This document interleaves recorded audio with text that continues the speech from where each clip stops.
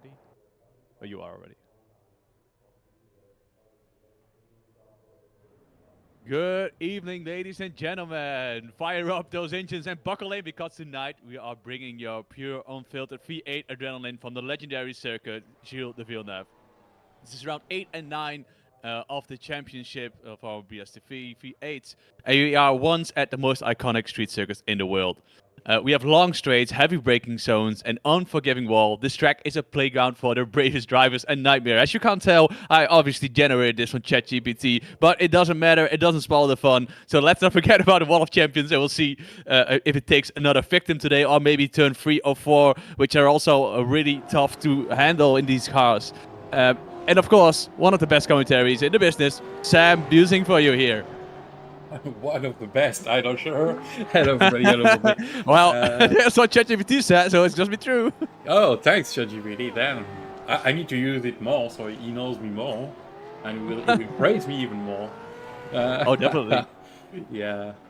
As we see drivers exiting pit lane for qualifying session right now, around 8 and 9 at the circuit said. That's awesome. And you can definitely tell that your French, inner French is coming up. Like the way you pronounce Gilles Villeneuve is just way better than I could. Yeah, well, you do a pretty good job, you know. But I mean, yeah, I'm nobody can tell I'm French speaking because I speak so good English. Your English is the best. Oh dear, no, yeah, we all know it's not the case, but I've made some progress in the past few years. But you definitely made progress backwards. Oh man, you haven't heard me when we started BSTV. Like, they couldn't even understand me in the booth. I had to use keywords to tell them what was happening. Do you remember that you did this race commentating thing? Oh, you did the cameras for, what was it called again? This brand of Dutch. Oh, help me out here. Yeah. Yes, you remember what I was? The Sanford. It wasn't Sanford. I drove that one actually. I came in third. Maybe, yeah. It was the one with the two Niels or something and Tom Coronel. That one, the ERU Prestige thing. Yes, oh, that was it. Yeah, that was it. Yeah. Yeah, well, anyway, let's get back to some memories. Let's get back to what we're here for, and that is racing the V8s. Again, as I already told, and we spoke about briefly in the intro, a legendary circuit. This is actually the champion's pick from Simon Trendle. And when he said this was going to be the track, I was quite confused because I don't want to drive a V8 around here, but apparently he loves it. What are the strong points of the track, Sam, for the V8s, and where do you think they will struggle? Well, I've drove the previous gen of V8 supercars on this track. We did a few races in the past, and the cars struggle almost everywhere, but it's really good because you can attack the curbs, and you've got loads of curbs. As we see Simon's missing the hairpin. Good job, Simon. Focusing on David Burns right now. He's heading for the last chicane and the Wall of Champions, and I used to love this chicane because even if you get a slowdown, you can get so much big air with these V8s hitting the curbs. I think that's their strength. You just have to be careful of that slowdown because it's massive. It's over 3 seconds of slowdowns if you cut that chicane. So yeah, the track is tricky, but I think it's a lovely track for the V8s. I think that you are completely right. I wouldn't be. I don't want to be in the shoes of the drivers because it's just such a handful of a car. I can only drive front-wheel drives, which is obviously the best way to drive a car. And I'm talking to you personally, Tyler. I'm directly aiming this at you. Front wheels are better. Sorry, I have 2 cars in my garage, and there's 2 rear-wheel drive. So I mean, no, I'm not agreeing with you. Anyway, it doesn't matter. Doesn't matter, man.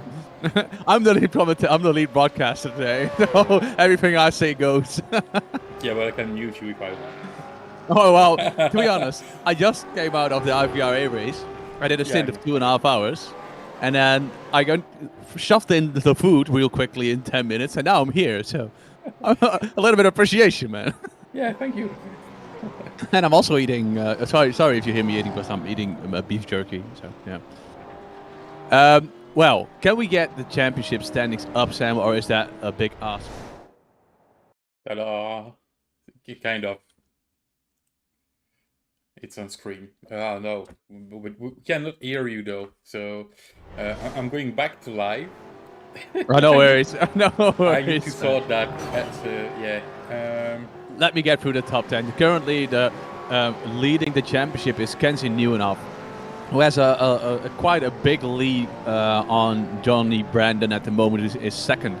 And third, currently, is leading champion Simon Trendo, who is just trying to chase Johnny Brandon. And I assume, and I haven't looked at the timing sheet yet, but I assume that Simon is going to do well tonight because it is his pick.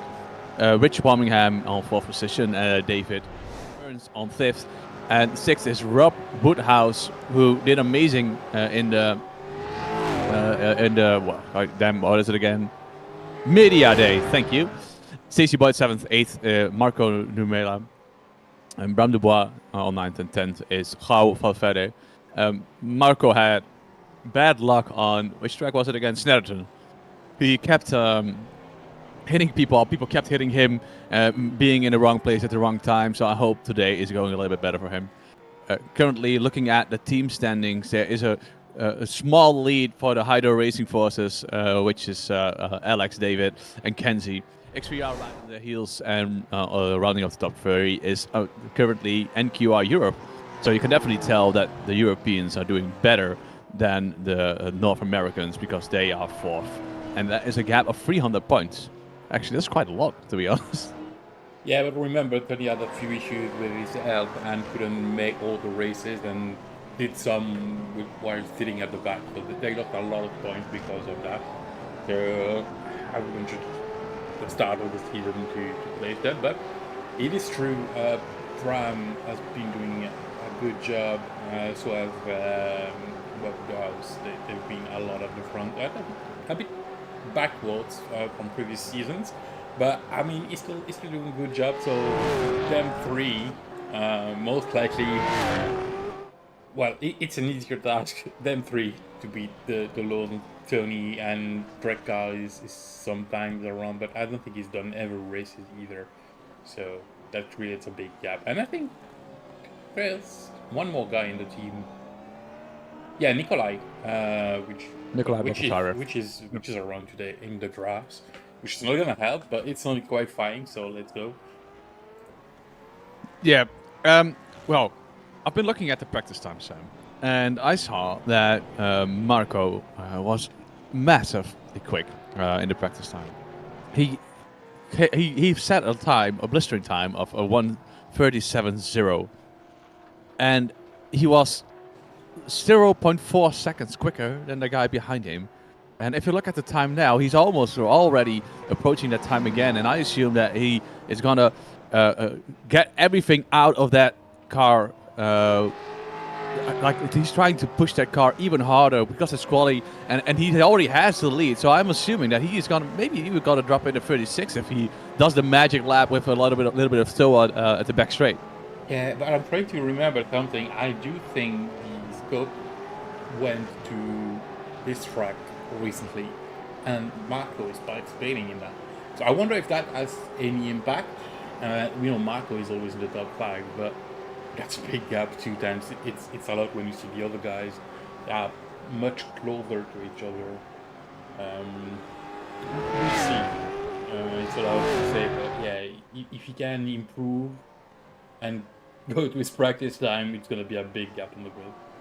Well, and what is curious, and I don't know if I missed a message or something, but I don't see Johnny Brandon on track or in the session. So I assume that this is going to be his drop round. I hope that it's going to be his drop round, because if he misses 2 or 3 more races, then he's out for the championship. And we really want to see a battle for the championship. Obviously, I mean that is the one given thing that we love looking at.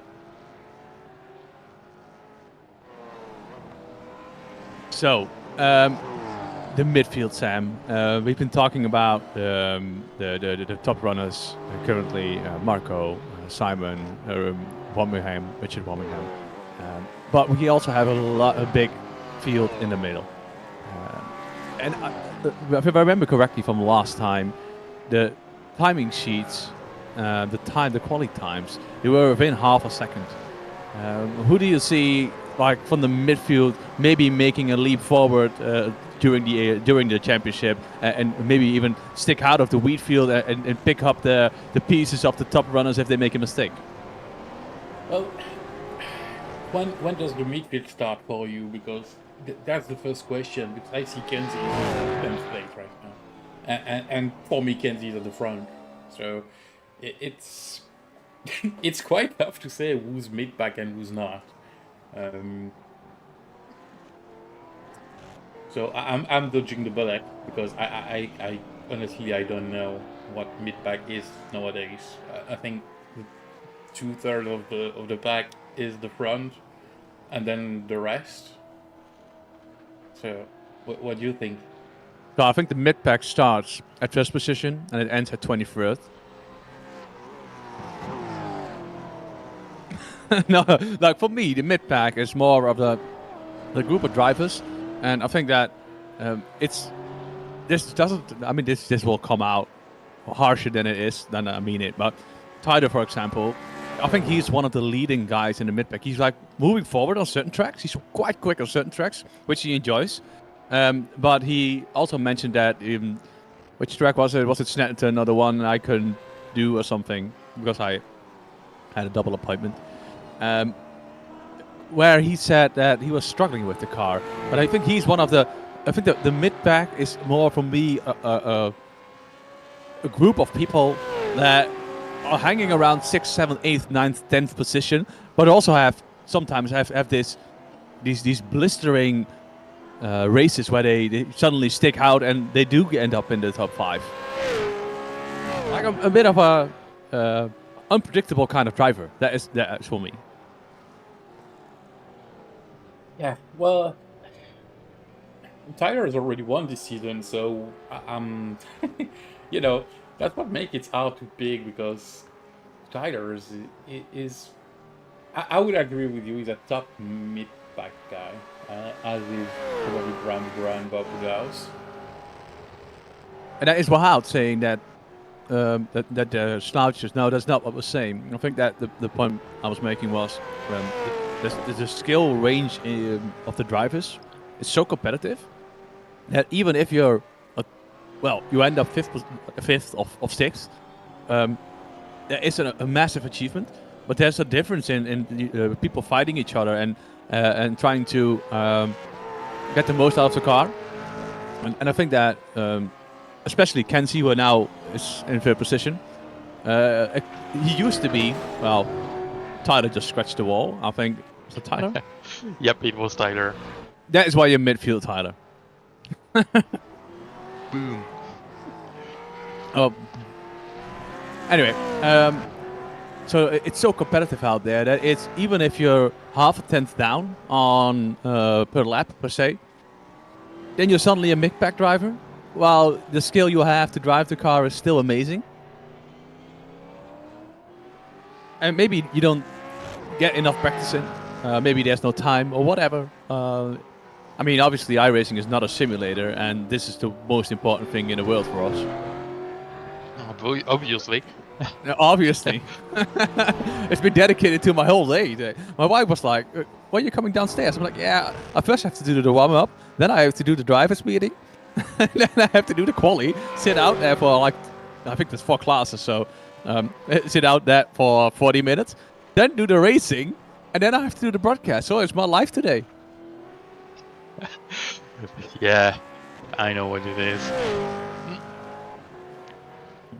So currently looking at the standings, so looking at the timing sheet, Marco's still on top, Simon second, and Kenzie popped into third position, which Birmingham right behind that on fourth position, and Tony Kloosterman, who's gonna absolutely smash this track to pieces, because it is his home track from Canada. I mean, if he doesn't get a top 5, then I don't know what he is. Because he has a 100% chance of winning this race. But I think that I will eat all the beef jerky I have, and I won't regret. Well, jeez, won't regret it.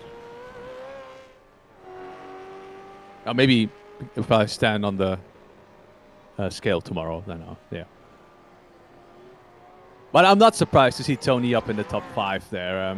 Even if he lacks practice, he knows this track in and out, and I assume that he's been here in real life and maybe driven around it in real life. We could maybe inform if he did, and if he joins the booth later on. That would be a good question to ask him in the interviews, because well, he's not in the French part of Canada, but No. I guess it's not that far either. I think it's closer to Mosport though, which is one of his local track. But yes. So qualifying is over. We didn't really discuss the qualifying, but you always get into things that I generate things in ChatGPT, and then we'll talk about it, and we'll do professional stuff. That's what we do, and that is how we roll. Excuse me, I did set the grid, and now I'm bringing up the grid to show you. There we go. So here is the grid. Thank you, Sam. Sorry. So first, don't worry, man. Pole position goes to Marco Nomela. Second, Simon Trennell. We are not surprised about that. Oh, did we do the grid set thing? Oh, you did that. I forgot that. So that's what you're doing. Yep. Now I remember. Okay, thank you. Sorry, Simon Trennell second. Third is Kenzie Newhoff. Fourth is Rich Warmingham. Fifth, Tony Klusterman. Bob Woodhouse on sixth position. Seventh is Bram Dubois. Eighth is Ryan Swayze, sorry. Ninth is Tyler Newitt and David Burns rounding up the top 10. 11th, Stacey Boyd and Greg Carr is 12th. 13th, and Woodward and Jamie Wilson coming right behind him on the 14th positions. 15th is Nikolai Bogotyrev and Mika Hakkinen on 16th. Rob Fan for BSTV Esports is 17th, and Ivan Bauman is 18th. Rowley Wallback coming in 19th, and rounding up that top 20 is Benjamin Uren. 21st is Anthony Young, and 22nd, Peter Evans. And Vincent Skillback, I'm surprised he's that far back. That is a good joke, I think. That rhymes. So 23rd for him. And rounding up the 24th position is Darren Reynolds. And Geoff Sanders, I don't think he was on track. And Rich Jamieson on 26th position. So I think that all in all is a really good turn-up for us today, Sam. 26 cars, and I think 28 signed up for the session. So the time is almost up. We are ready to start racing with the Napa Auto Parts right in front of us. How long is it left till the lights will turn on? This moment just creates tension for yourself. This moment, there it is. Try to get the car away as quickly as you possibly can. Lights turning red. And there we go, and they're off, and a really good start, and a still small incident. Tyler is spinning out, and I hope that we don't get a block track, and I think it's clear in the rear. We will review that later on, but somebody was bogging down on the start, which caused a little bit of a pinball effect in the midfield. On the right-hand side, you see a car hitting the wall, and that might be due to the damage from the start. From the racing line, you see Jamie Wilson. I think that was Jamie Wilson. I was wrong. That was Simon Trennell. And you see the NQR cars right behind Alex Lado? That's not Alex Lado. Nikolai Bogotyrev. Thank you. I'm really good with names and stuff. I can do things. So starting, you're going through the chicane. It's really tough, really tight, cold tires. They try to get the best out of it. But all in all, besides that small incident in the beginning, we are away and running in this sprint race, which is 20 minutes long. The balls deep. Can I say balls deep, Sam? Yeah, maybe. Balls maybe deep. not. A little luck up there from Nikolai, which caused a little bit of a concertina effect. They're almost side by side, going on the outside next to the wall. And there is an overtaking move on the right-hand side. There goes Jamie Wilson trying to get... Is that Jamie? Yeah, Jamie trying to get near Stacey Boyd. Man. Again, Sam? Yeah, breathe. Stay with us. Woo. No, I still have to do a running race tomorrow, so I gotta be on my tiptoe, on my toes, man. Yeah, so the two cars, well, the cars that stole off the grid was Tony, and yeah, Tyler couldn't avoid him, I think. It's pretty tough because you don't see much from these cars, and when one is stuck on the grid, it's pretty tough to avoid him. I think with only 1 or 2 cars involved, it's not too bad, knowing that Tony started 4th. And now Tyler needs to do a good job to get all of these plays back. It's gonna be a tough job because it's not that easy to pass on this track, not at all. No, definitely not. We got to keep in mind though that we have a reverse grid on the second race. I think for the top 10, if I'm correct. Yep. Yeah, it's top 10 for this one. I'm always getting this wrong in my head because the TCR is top 15. But looking at how the race started, besides that small incident where Tony didn't get away, had a bad launch, I'm sure that will be addressed and apologized for if necessary. At the front, Marco Novella is still leading the pack. Simon Trender right behind him at 8 tenths behind. As Kenzie knew enough. So I think the top 5, Bob is a little bit far away, and also Richard is falling back a little bit. So my assumption is that Marco, Simon, and Kenzie will find out for the win. I'm surprised that Tyler, even with that hit, still managed to get the car going because he was all the way sideways in the start. Yeah, oh, he's already passing. So I'm gonna try to get a backward view. Yeah, you can see the front left of his car is completely destroyed. Although it just looks like it's the bumper. It looks okay, to be honest. Yeah, it doesn't look that bad, in fact, from closer. So, oh, the rear of the car is destroyed as well, though. Maybe I think he's going for the Vincent Skillback look today. Ah, that's it. I think there's Vincent should trademark this look, but you know, slow down for Kenzie. That's gonna be costly because he's getting passed by almost everybody in the NQR Europe team. Oh, and he turned in there when on the inside there was Ryan Swayze. I don't think that Ryan could have done anything else because his car was already there. Kenzie trying to return safely, and that is so painful to see that every car is passing you, but he got on track safely, and that deserves a round of applause for him, that he had the patience to wait. Well, did he have a choice though? Because if you try to catch someone in that chicane, you're just gonna be smashed. So he did well to wait, and you know, it's easy to get overwhelmed and just put your foot to the metal and go for it. Yeah, in the heat of the action, trying to get back on track and go for it. But he did well to manage that. We do have a few battles going on. And move on the inside there. And that was it a small tap or was it all by himself? I couldn't really see. I think it's too much gas from Tony trying to pull and another clutch on the chicane. That's the trick with this track. It's gonna be a tough one for the drivers to try to get past. It's easy to do a left tap on the other guy, and Jamie is waiting for. Yeah. There's a lot of stop and go corners here, especially going up, obviously in the last corner, corner before the hairpin, before the straight, where you really get on the throttle, put the power down as quickly as you possibly can, with the risk of sliding the car around. And this is on the inside. There is Jamie trying to. Oh, that looks like a little bit of netcode that just gave him. Well, honestly, I don't think Jamie did anything wrong, but yeah, just from that chopper angle, it's tough to tell. Yeah, and this is Kenzie who lost his position, and he turned in here, and Ryan is already there, and I think that is also a little bit of netcode, but they would have collided anyway. I think so. Ryan couldn't go further right to the left, and I think that Kenzie turned in, and he left just enough space. It was just unlucky. So we see a replay from the start here. Let's see what happened. We see Tony. That is. Oh man. Yeah, nothing Tyler could do, and that's Greg hitting Tyler after that. So. Tony seemed to have stalled the car, and the car behind him. He got out of the way.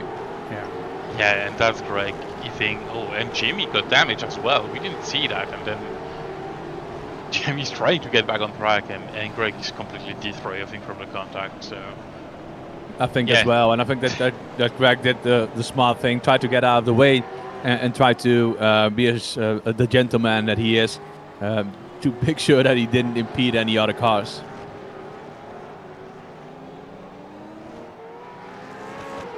The front two, Simon and Marco, are still finding it out. We're now looking at from the car perspective from Tyler, right behind Jeff Saunders, and right in front of that is Benjamin Uren. You see that Tyler's car is moving around a little bit, and it's a little bit more twitchy. The aero balance is obviously destroyed. He's trying to outbrake there, but there's no room there. And even if you make it on the left-hand side there, the next corner is on the right. But he gets a really good exit. Let's see, read what's on the back. I don't know what it is, but it's Monday or something. It's surely a monkey. Surely a monkey. I couldn't read it because it went behind the tower. It sure is a monkey. Tower. There we go. Oh, and that's a bad chicane from the monkey.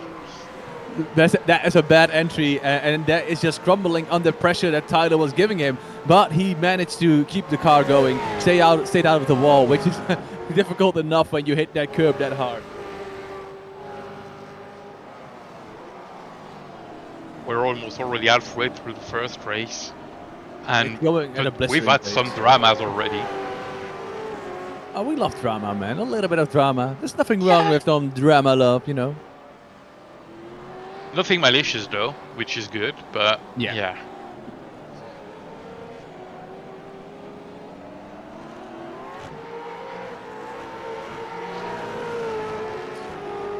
And during this sprint race, obviously you don't have to worry, really have to worry about tire management.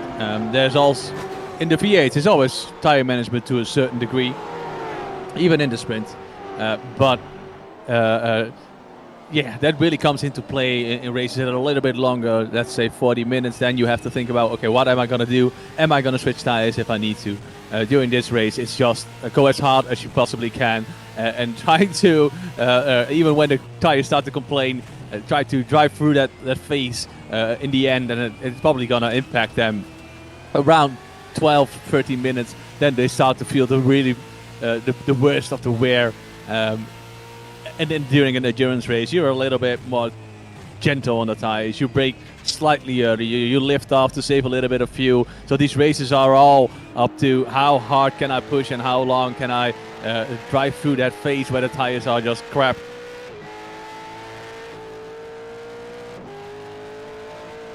Meanwhile, I'll take a little bit of beef jerky. Yeah, and to go back to what you said about thinking about tires, we're not in TCR here, Mink. It's yes. You don't have any. Well, you do have choices, but the tires fall off is so big that even for a 40-minute race, you just take 4 tires because it's covered by the fuel you need, at least in Disney. So there's no question about that. You do take tires anytime. Looking at the pit, I think that is not a planned stop. Maybe there's something going on. The car looks fine. He is stopping. Well, I can see a black flag on the iRacing session, but I cannot see what for. Maybe he didn't serve his slowdown. Maybe now I need to exit iRacing. There you go. Go back to my timing, and there you go. Back to the action. Back to the action, to the battle for top 5. Yeah, I saw a small incident for Ivan. What happened? Oh, that smells too much trouble. And then the grass. And then he kept it out of the wall. And in a bad spot, but he waited. Ooh, jeez. Yeah. They went pretty close.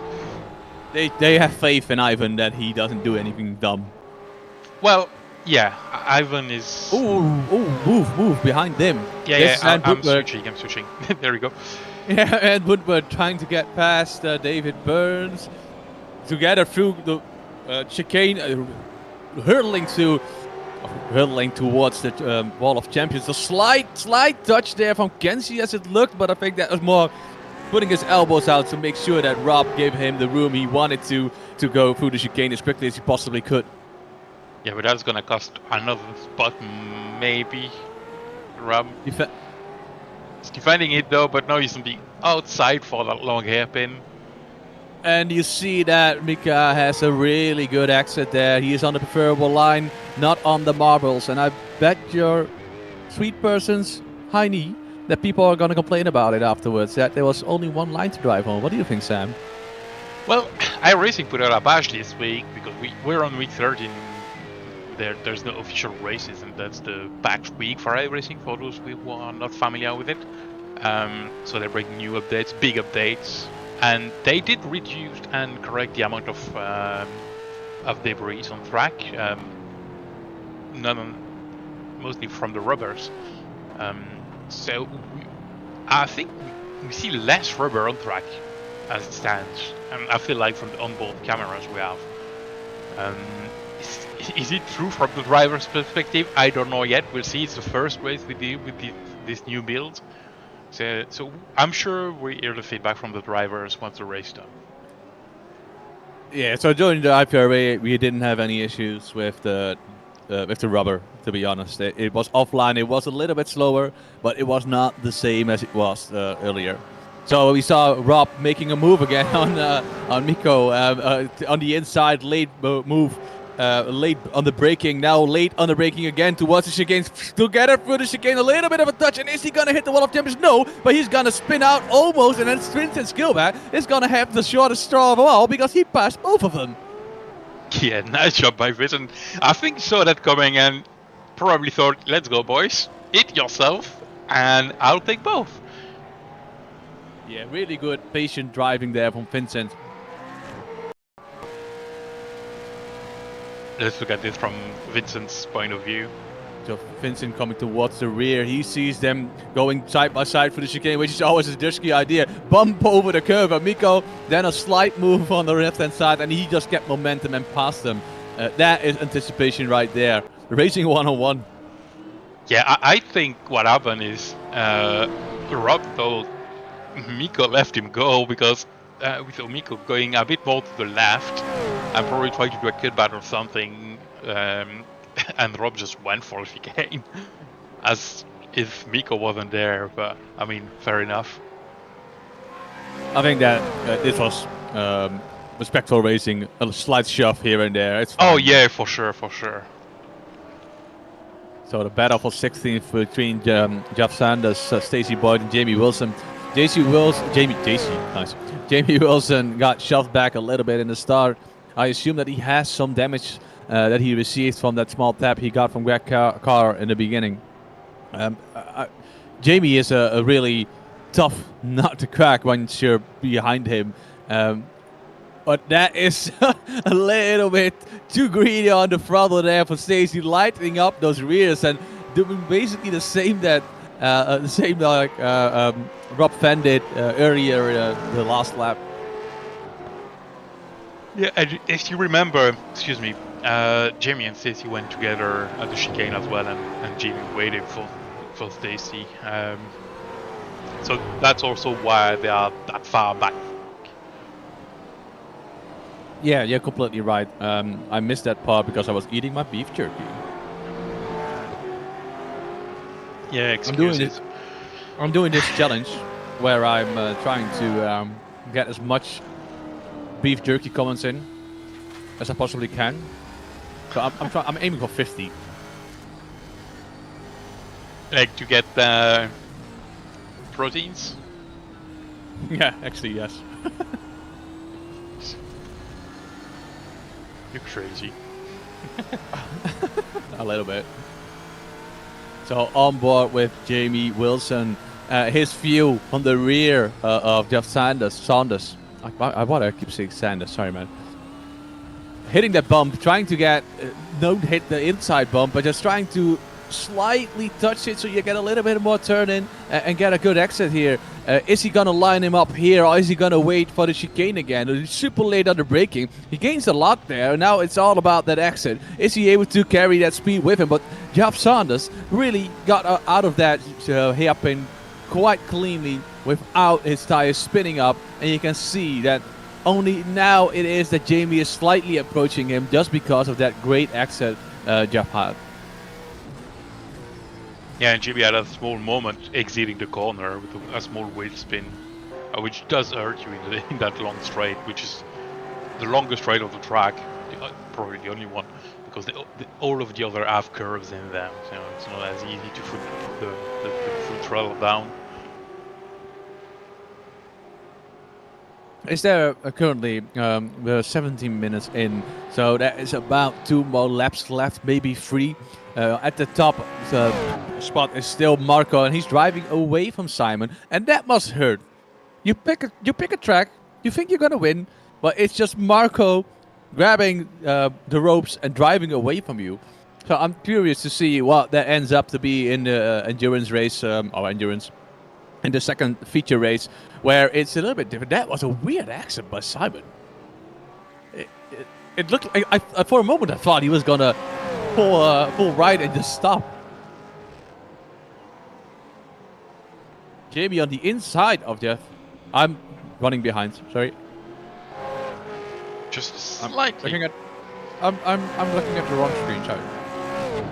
It's okay. Oh, jeez. Oh, that is a massive crash, as it seems. Our massive spin. His rear is completely destroyed. That car is not moving anywhere. That is turn 7 I think or 8. Tony stalled the engine. Oh, but it doesn't look good. Oh, that doesn't look good at all. Let's try to get what happened. So this is Tony. Coming to the chicane. I think he clipped the curb too hard and just spun out. Oh, I think he went in too hard and tried to not make contact and lock the rears. Basically. Oh, the rear obviously was already broken because of the start. Yes. Well, yeah, on the previous shots it was there, so I was a bit surprised, but it's, yeah, probably, you know, it's iRacing weird stuff. You lose and get parts from somewhere. And this is Benjamin getting out of the way of everybody, trying to not to impede their race, but just he keeps on going, which is a respectful thing to do, because you crash, or at least you get a penalty or whatever, and you still keep on going. Slight touch there on Ivan on Anthony Young, but they are fine. loving this. That's a V8 love tap. It's okay. Nice pass though by Ivan. You know. Can see right behind Bram de Bois, who had a massive leap this recent seasons. Oh, slight movement. He's dancing with the rear man. Yeah, that one more lap though for Marco. As we pick up the start-finish line, going back to the battle between Kenzie and Bram. That small kink, it's a nightmare in these cars, because if you just go too close to that left. Oh, Bram, what are you doing? What are you doing, Bram? Oh, you got it out of the wall. Yeah. Nice car control, although it started without the car control. Let's call that a nice catch. We see a lot of overtakes being done currently. I think that is because a couple of cars are out of position. Kenzie's a little bit out of position. Tyler started 9th, also out of position because of the beginning. Jamie's a little bit out of position. So I think we got 3 or 4 cars running around in positions where they shouldn't be. Well, not shouldn't be, but at least they're a little bit down compared to what the pace is. And that is where all the overtakes are coming from. Yeah, same for Stacey Boyd, down 7th position from starting position, which is quite a lot. Like it's a top 10 guy driving in 18th right now. So obviously you see a bit more aggressive and trying to make some spots. You can see a completely different approach from Stacey compared to Jeff Sanders, how he was entering the corner. Stacey really went for that swooping line and trying to get as much extra speed as possible. Going at the front, Marco Numera getting it done, getting it from the line, from the start, and I don't see Barney there. Where's him? Huh. Yeah, Barney's on a strike, I think. He probably is. Became French during the night. So Marco coming in at the top spot, Simon coming in second, Rich Wilmingham coming in third, and then the top 5 is Swayze and Bob Woodhouse. We'll go through the standings later on. This is Tyler right behind Rob Van. Are they gonna do a multi 21 or is I think this it's already just? done. I am late to the party and it's already done. Thank you, Yeah, Sam. I think, yeah.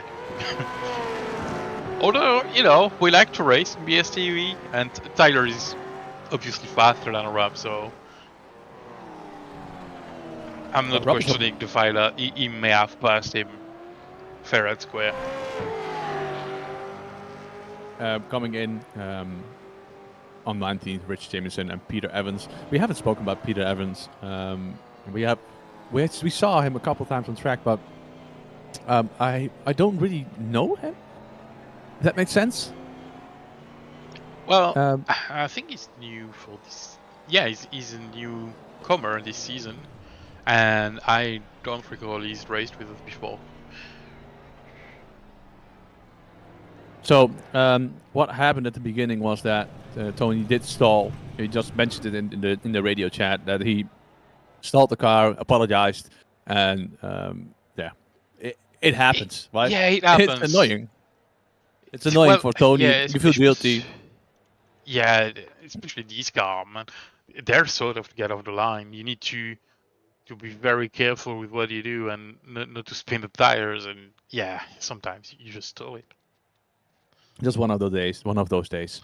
So going through the standings and the finish order of the first heat, Marco Nurmela getting it done from pole position.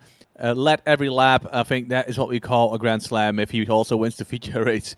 Simon Trendle second and third, Rich Wilmingham. Bob Woodhouse fourth and Ryan Swayze coming in fifth. David Burns sixth and Ann Woodward seventh. Kenzie Newenhoff, who also was involved in the starting incident, managed to crawl back all the way to eighth. Nikolai Bogotyrev coming in ninth and rounding up the top 10 was Bram Dubois.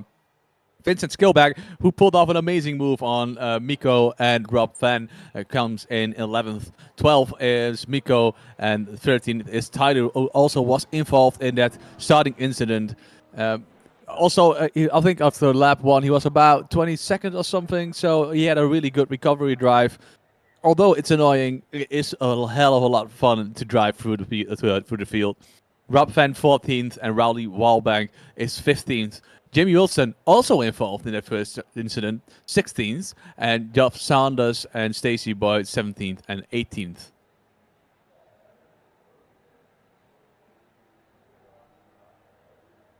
I 19th is click the button. Yeah, I know, and it moves, and then my focus is completely like, where was I? Anyway, which Jameson is 19th, and Peter Evans, we just mentioned, 20th. Ivan Bauman, 21st, and 22nd, Anthony Young. 23rd, Tony Klusterman, who was the cause of the incident. But again, he just stalled the car, and it happens. I'm more frustrated for him than I blame him because it's his home track, or at least a Canadian track. Darren Reynolds, 24th, and 25th is Greg Carr, and Benjamin Uren, who had a penalty, I think, we assume, and came in 26th, but still just kept on driving, and we love to see that. The same as Greg Carr, who also had a destroyed car at the first corner, but also kept on driving. I love those. I love that people just keep on going, and I can only applaud everyone for that. Yeah, it's the spirit, you know. Especially Greg Carr being in Never Quit Racing, you shouldn't quit like Ant Woodward does, because you know when the team's called Never Quit Racing, you never quit racing, right? Sorry, Ant. It's just lost bullet for you.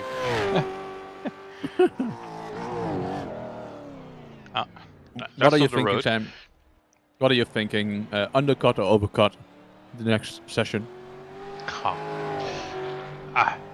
It's a tough call each time, and I will say what I say every time. It depends on the traffic again. If you can manage to do the undercut and go out with the traffic, then you're golden. Because the tires are manageable on 40-minute races. But if you go out in traffic, especially on a track like this, when it's super difficult to pass, you're gonna be in trouble. Because the guy that will stay out, maybe with all the tires, maybe they will lose a little bit of time, but they will come back at you after at the back of the race with newer tires, and yeah, it's gonna be tough to keep them behind. Yeah, I think that we've seen in previous races this season that the undercut was stronger than the overcut, but it does feel a little bit more imbalanced compared to the other cars. So but the overcut, like a 3 or 4 laps, if you manage to do that, the tires are actually a lot better at the end of the stint. Where with the Gen 2 cars, I always had the feeling that it didn't really matter, and it all evened out, even if you did the overcut. Well, yeah, with the Gen 2 cars, you basically had 3 or 4 laps max of good tires, and then you just have a massive drop off. Sorry, go ahead. Yeah, and the tires were actually good exiting the pit lane with the Gen 2 cars. With these ones, you need to warm them up a little bit before they're actually good. You can't go straight out of the pit and put a nice time. It's not working anymore in the Gen 3 cars, which is good because it reflects real life, but it also involves a bit more strategy for the pit stops. And it's also good, I think. It's a nice thing because, yeah, with the old cars, you just went straight out of the pit, you put a banger lap, and yeah, basically the guy that you were following, if he's not pitting with you, he's done. With these ones, there's a bit more strategy involved with, as I said, traffic cars and stuff. So, yeah. Yeah, I think that your explanation is, your analysis is spot on as usual, Sam. You are obviously way more experienced in that car than I am, but still slower. Yeah, that happens, you know. Well, I've never driven the Gen 3 car, so I can't tell. No, we both haven't. Oh, anyway, I was thinking, are we gonna see somebody pop up this time around where we didn't expect it to? Because I'll be honest, I first told when we did the thing about the midfield and the mid pack, I was surprised how quick Tyler went through the field this time around. So I'm gonna think that he's gonna move forward just as quickly as a Marco and a Simon, who are starting 10th and 9th on the reverse grid. Because Tyler still got back to 13th. That's true. But he's gonna have a tough task by passing faster guys now. He had the second half of the mid pack, let's say, to pass in the first race after the incident. Now he will have the top part of the mid pack and the front guys. So it's not gonna be the same story. He's not gonna make as much progress as he did in the first race. But I'm pretty sure we'll finish in the top 10 easily. Hopefully. I'm thinking top 5.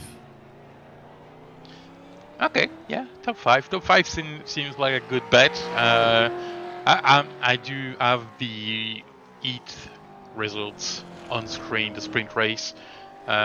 Just to remember myself who's gonna start on pole, and Brown Boy is a good big. If he's in a good day, he can actually go and put on a good result. One I'm looking at is Kenzie. With the trouble he had in race 1, he ended up 8th, which means he's starting 3rd on the feeder race, and he was in the top 3 with Marco and Simon. He's gonna have a good kickstart in this second race, and if I have to bet on someone to win, it's probably gonna be Kenzie. Yeah, if Kenzie has the car, he did seem like he was a little bit slower through the whole session in practice and quality compared to Simon and Marco. But the position he's starting from is definitely gonna help him trying to secure that big lead, and he's also the current #1 top spot in the championship, so he's definitely on it this season.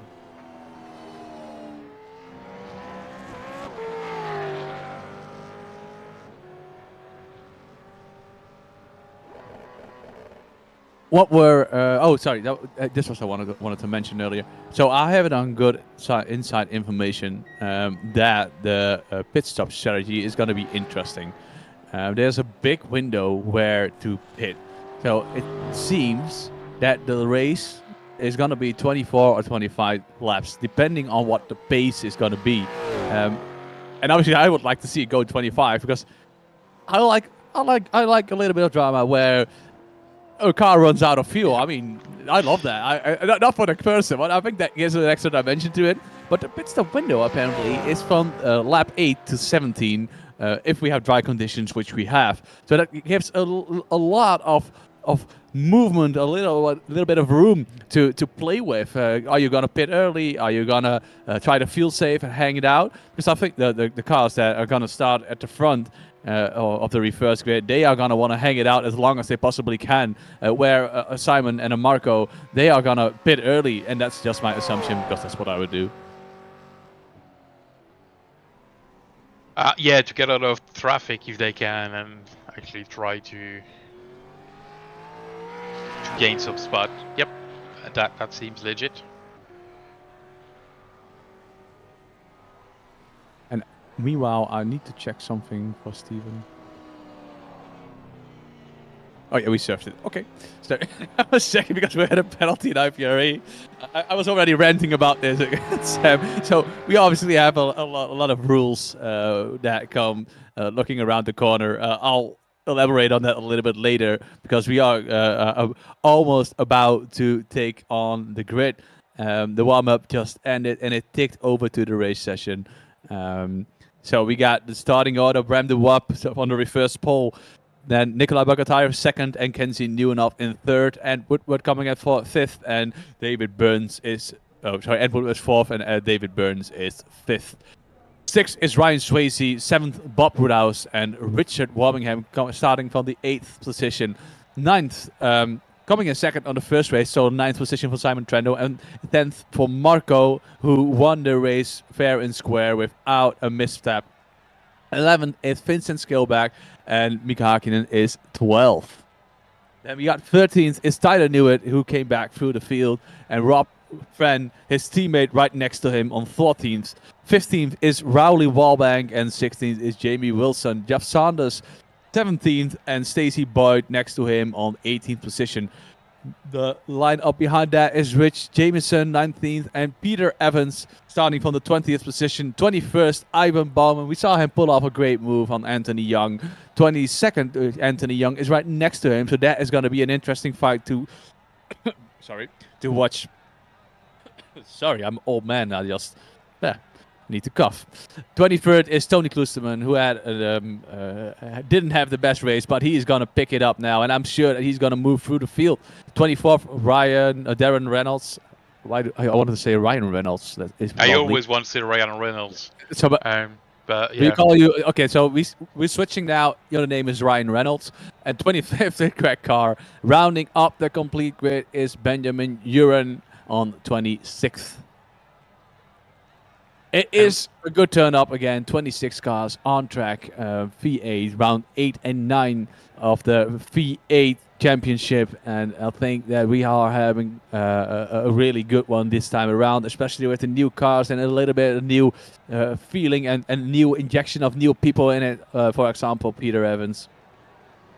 Lights are turning on. Everybody is lining up. The engines are roaring. The flames are coming out of the side. I see some pops on the left. And there we go. A good start there from Bram Dubois. Nikolai got away quick as well. I see Jamie Wilson, who also is in the middle of the things. And already a move by Kenzie on the outside. Is he able to hang on? A little bit of grass taking over. But I think he got the move done. Bram is now on the right side of Kenzie. And on the inside of Bram and Woodward also making a move. We're super late. No team orders there. That is a great move because yeah, they are teammates. I got that correctly. I didn't think again. In the middle, you see the shiny car. Vincent Skilback, he's still got his hood and still got his spoiler. And you see Roberts getting forced on the dirty bit there by... Who was that? Mika. Mika, thank you. Jamie is really, really under the spoiler, under the wing of Tyler. And it seems like a little bit of a pile up there, but I think that it all sorted itself out. It is a traffic jam on which track? Which thing is it again? 95 or something. A1. I wanted to say the A1 because we have the A1. Side-by-side action there on the inside of the first lap. You see this is Tony Klosterman on the inside of Jeff Saunders. Is he going to be able to hold it off? Is he trying to make a move maybe? Oh, he is super late on the brakes and he almost misjudged that. I think that they had slight contact on the rear because he had to brake so hard. He has slight damage on the right side, or is that just visual damage? I don't know. No, it looks clean. I mean, yeah, it looks weird, right? So dumb. Yeah, no, I think it's all right. Very bad start for Nikolai. I think that's the guy that was on the front row and didn't manage to get it off the grid. Kenzie jumped super good. Managed to put the fight on Bram and taking the opportunity. I think maybe it's team call or maybe not. I don't know. I don't think they do much team calls in NQR. But maybe Ant has more pace and thought, you know what, I'm going to try to follow Kenzie and maybe try to do something. Because right now, the big guys, they both lost one spot from start, Simon and Marco. So they're not going forward, they're going backward right now. Yeah, good call and good shout there. I think that Vincent came through on them, if I'm correct. Yep. Vincent made 2 spots on the start, which is pretty good. Good one, Vincent. Could also be Vincent has less. Well, not. He also has things to lose, but as Simon, as Marco, they are still in it for the championship. So they might be. Oh, that's a super late move by Tony, and that is the experience you have right there on camera. There's a car sideways, and I think that is a collision. And he came in front of. No. And that's a big contact between the two, yeah. That is Benjamin Uren, who also had a penalty in the beginning of the last race, and Ivan coming across him, and he had no way to go. Benjamin just reset it to the pits. I think that car was toast. Small touch there, Simon. Yeah. Simon and Tyler is now in the mix, and he is getting past and taking. I'm wondering if that could be a slowdown for Simon as well, because yeah, that's a slowdown for Simon because he was all the way on the curb into the left of the chicane, which doesn't work. I think he managed that pretty well. No, Marco is probably reversing the position. There we go. Nice one. I think this is, yeah, man, fair play to them. Even they're fighting for the championship, fighting for the big points. And still their sportsmanship there. Yeah, and Kenzie says, thank you, go on boys. Keep on doing this, guys. I'm at the top of the championship anyway. So you guys make yourself rough. You guys try to take each other out and be slow for me. And I'll try to get the win and haul in the win for the feature race.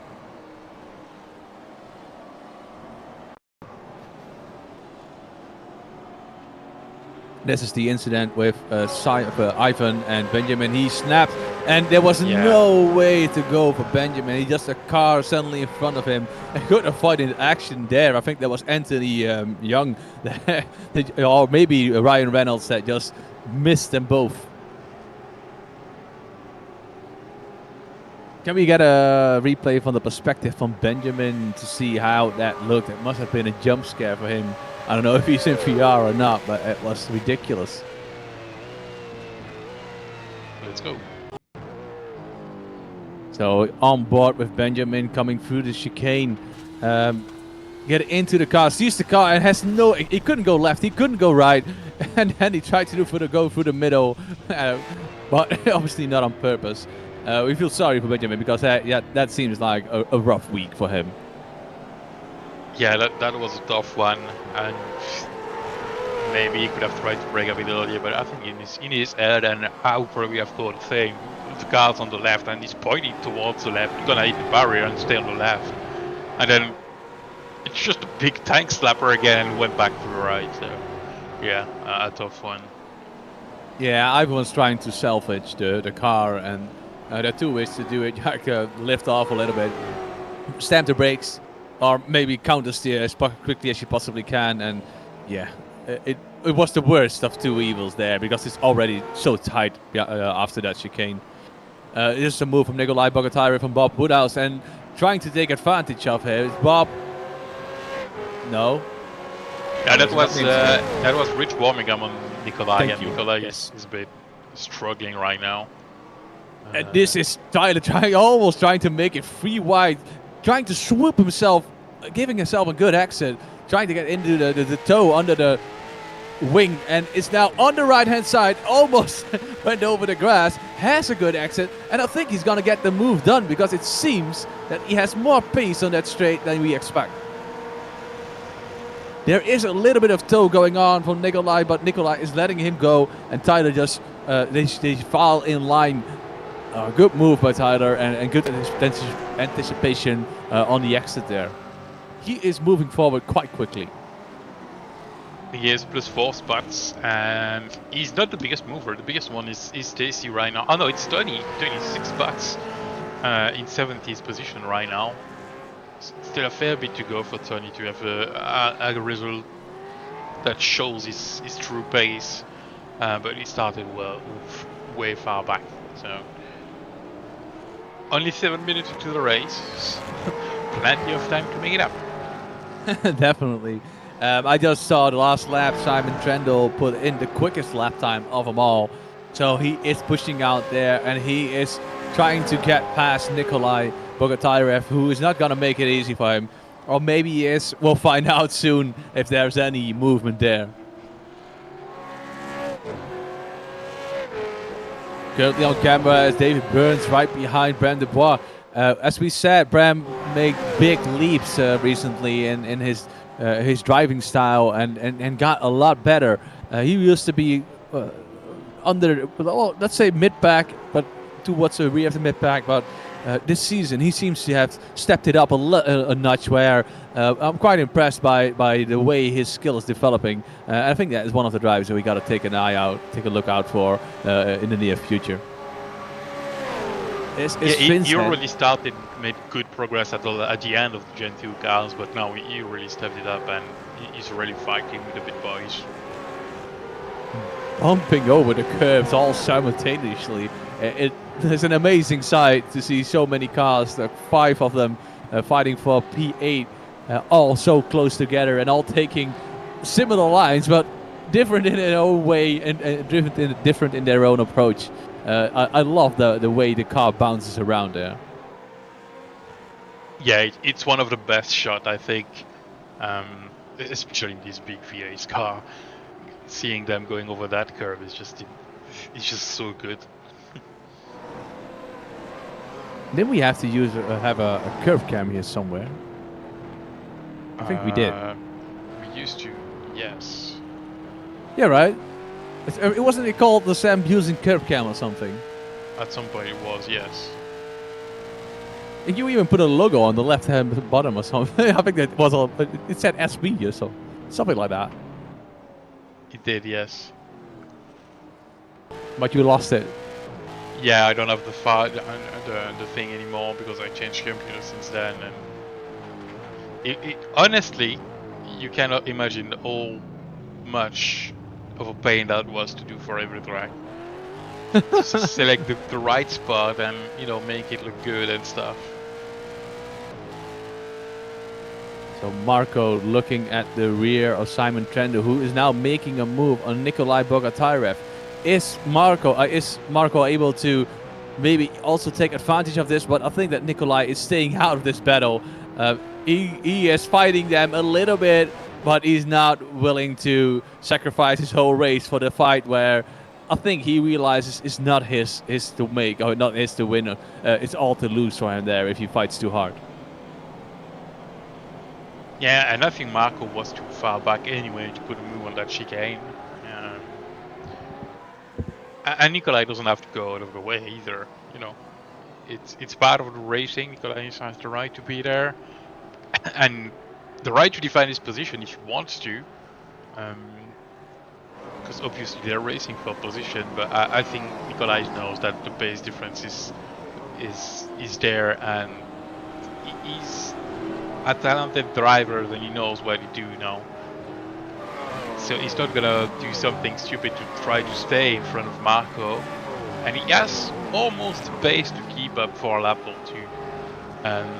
But he's at some point Marco is gonna make a move, and once Marco decides, no, I go, it's gonna be time to go. And Nikolai will probably ease the pass like he did with Simon, and we saw Tyler earlier. Yeah, I was thinking that. Yeah, I was thinking that Marco was hoping that Nikolai would put up a fight, and maybe he could cut back and get both of them, like we've seen earlier. Oh, that is a slide there from Rowley. He is waiting there, and that is just being on the dirty line and still trying to put the power down where you normally would. A misanticipation of that. Just a small spin. He got back on track, and we'll see him later on in the race when he gets into the groove again. Tyler is under so much pressure by Vincent. Vincent is showing a tremendous pace currently. He is on it. That was a weird wiggle from Tyler. But Vincent is... Oh, that was a slight touch there for Vincent. And I think he realized that he was too late and instantly backed off. And I think Tyler's gonna slow down. Yeah, he was trying to burn it and he couldn't. That is probably why Vincent also ran into the back of him. He didn't anticipate him being so slow there. Yeah, so that Tyler losing 3 spots. Yeah, the slowdowns are always rough in iRacing, if I'll be honest. Yeah, and on this track they're really a pain. Because the track doesn't have a lot of pace in itself. And the spot where you can get slowdowns are actually the slower part of the track. So you don't go fast already and you have to slow down even more. Yeah, there are certain tracks where you can bleed off the slowdowns by just entering the corners and doing something weird with the brake and throttle at the same time.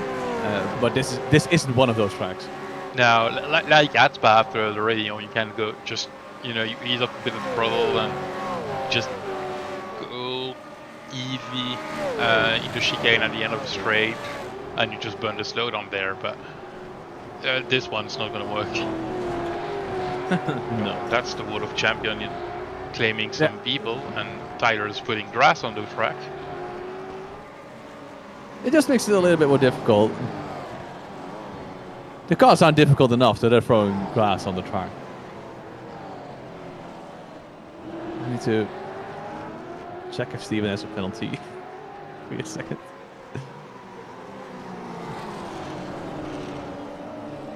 So now Simon putting pressure on Vincent and trying to put as much people as he can between him and Marco, but Marco's still right behind.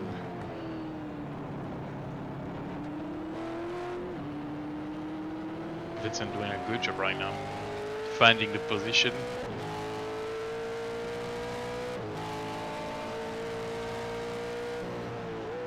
Looking from the car of Vincent. Oh, a slide there from Vincent, but he managed to save it. But now he's on the back foot. Simon is next to him on the left-hand side. And still Vincent is on the preferable side. Marco thought about making it free wide. A little bit of a blink there for Vincent, who's obviously all the way in the outback of Australia. Marco gave him a little bit of a shove. Maybe that's just enough to stay in front of Simon. But I think that looking at the way Simon exited the corner, he has it. Yeah, it looked like a done deal, and now he's put Vincent between him and Marco. And I think that's one of the goals of Simon today. It's put as much people as he can in front of Marco and try to get some fresh air, because he knows Marco is a bit faster. Tyler's in the pits. That is the first of the pitters. So Tyler is trying to pull himself out of that group, going on the alternative strategy, which we said the pit window is quite large, with between 8 and 17 laps. So this is on the earlier side of things, trying to do the undercut in this time. Meanwhile, Kenzie is checking out at the front. He has gapped Ant Woodward 4.5 seconds. Bram Dubois is also being gapped by Ant, so he is on a rampage currently. If I would go to the casino and I would see the current standings, I think I would put my money on Kenzie currently, looking at the way he is pulling away and the way this race is developing. It's not over until it's over. It's not over until the fat lady sings, but yeah, all the Canadians boycott the Americans, so we don't say that. Oh, jeez. No politics on this channel, sorry man. No, please no. Especially as we have both countries in the race, and I'm sure the people don't care when they're racing about politics. So let's move on. Canada is the best of the races! Sorry. Okay, sorry. Yeah.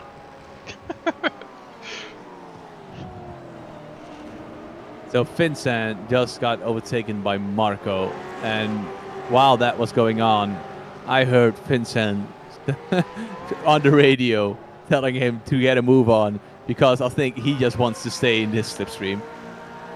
He is realizing that it's not his fight, it's probably just going to slow him down. Yeah, eat the brakes. He's waiting. Yeah. So on the replay, Vincent just eating the brake and letting Marco go. As we have car in the three pit lane. people in pit lane, yeah. Mikko Creighton, Jimmy Wilson and Greg Carr. Also still on the earlier side of the pit window.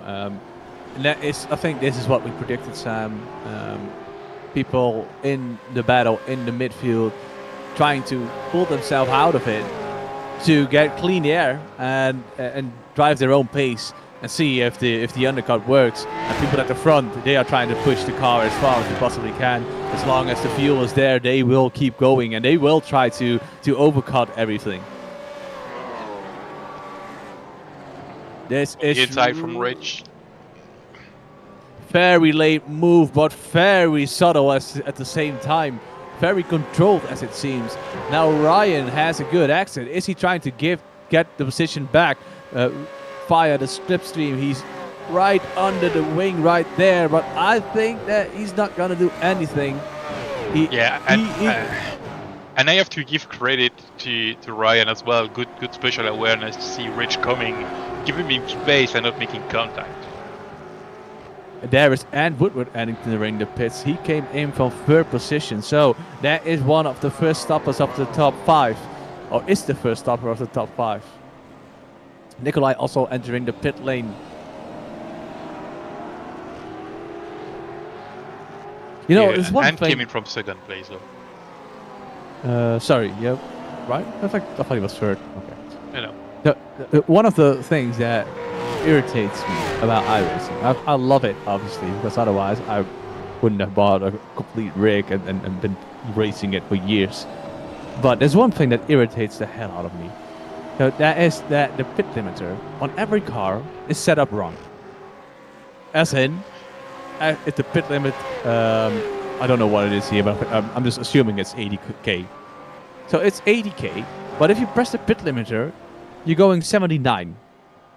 But if I unpress the pit limiter, I can drive 81 without getting a penalty.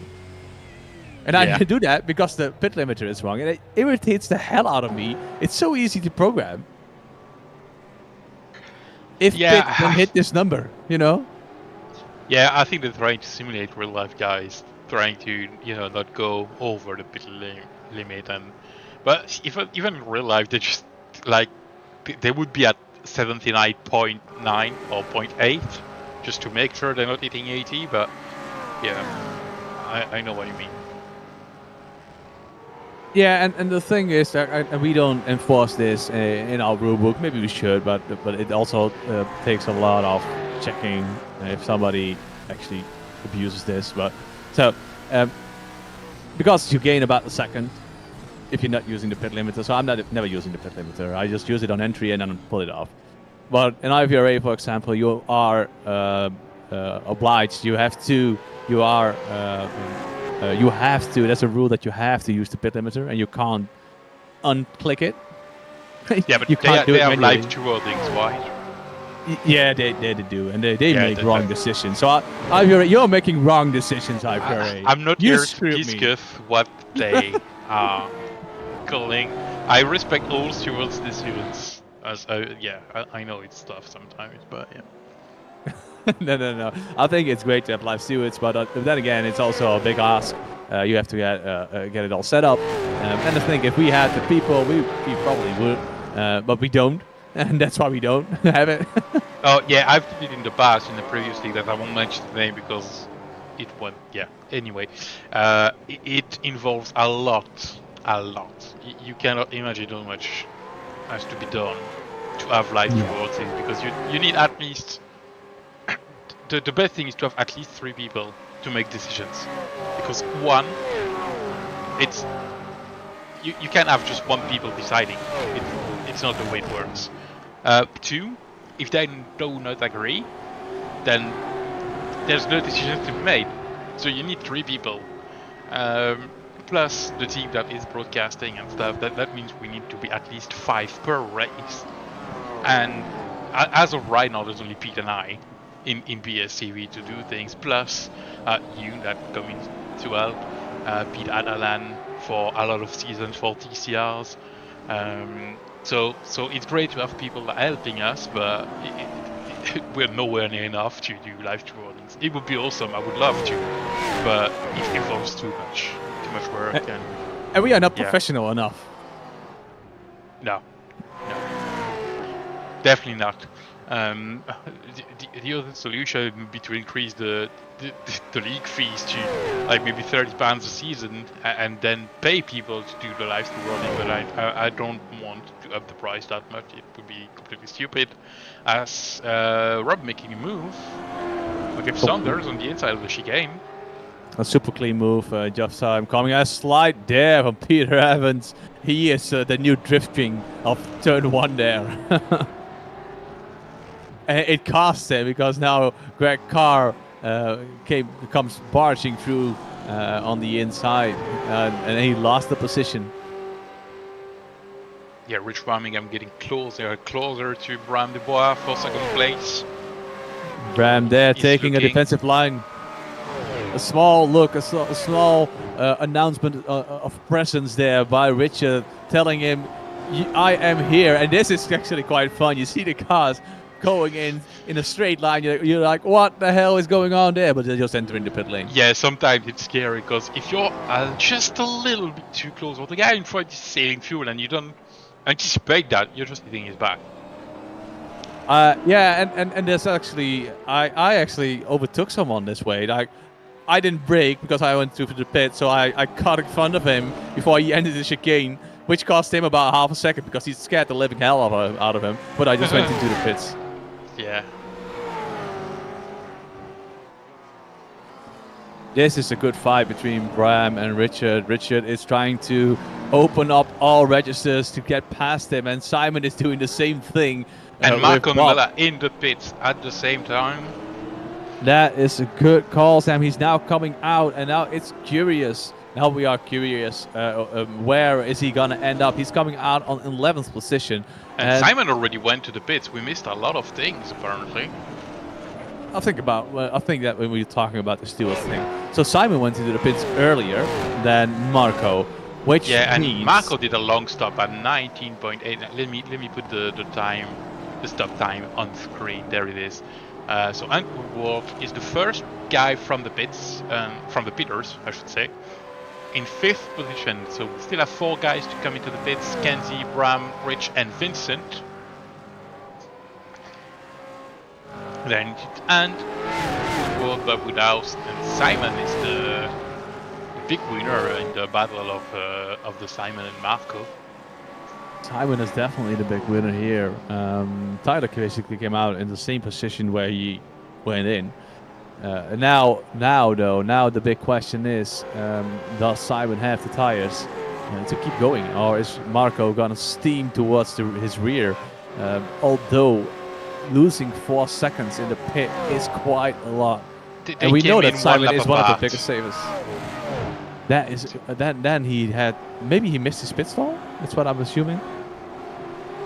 But that wouldn't be 19 seconds. Maybe he overfueled. Or is there a strategy where you can only take rears or something that we missed out on?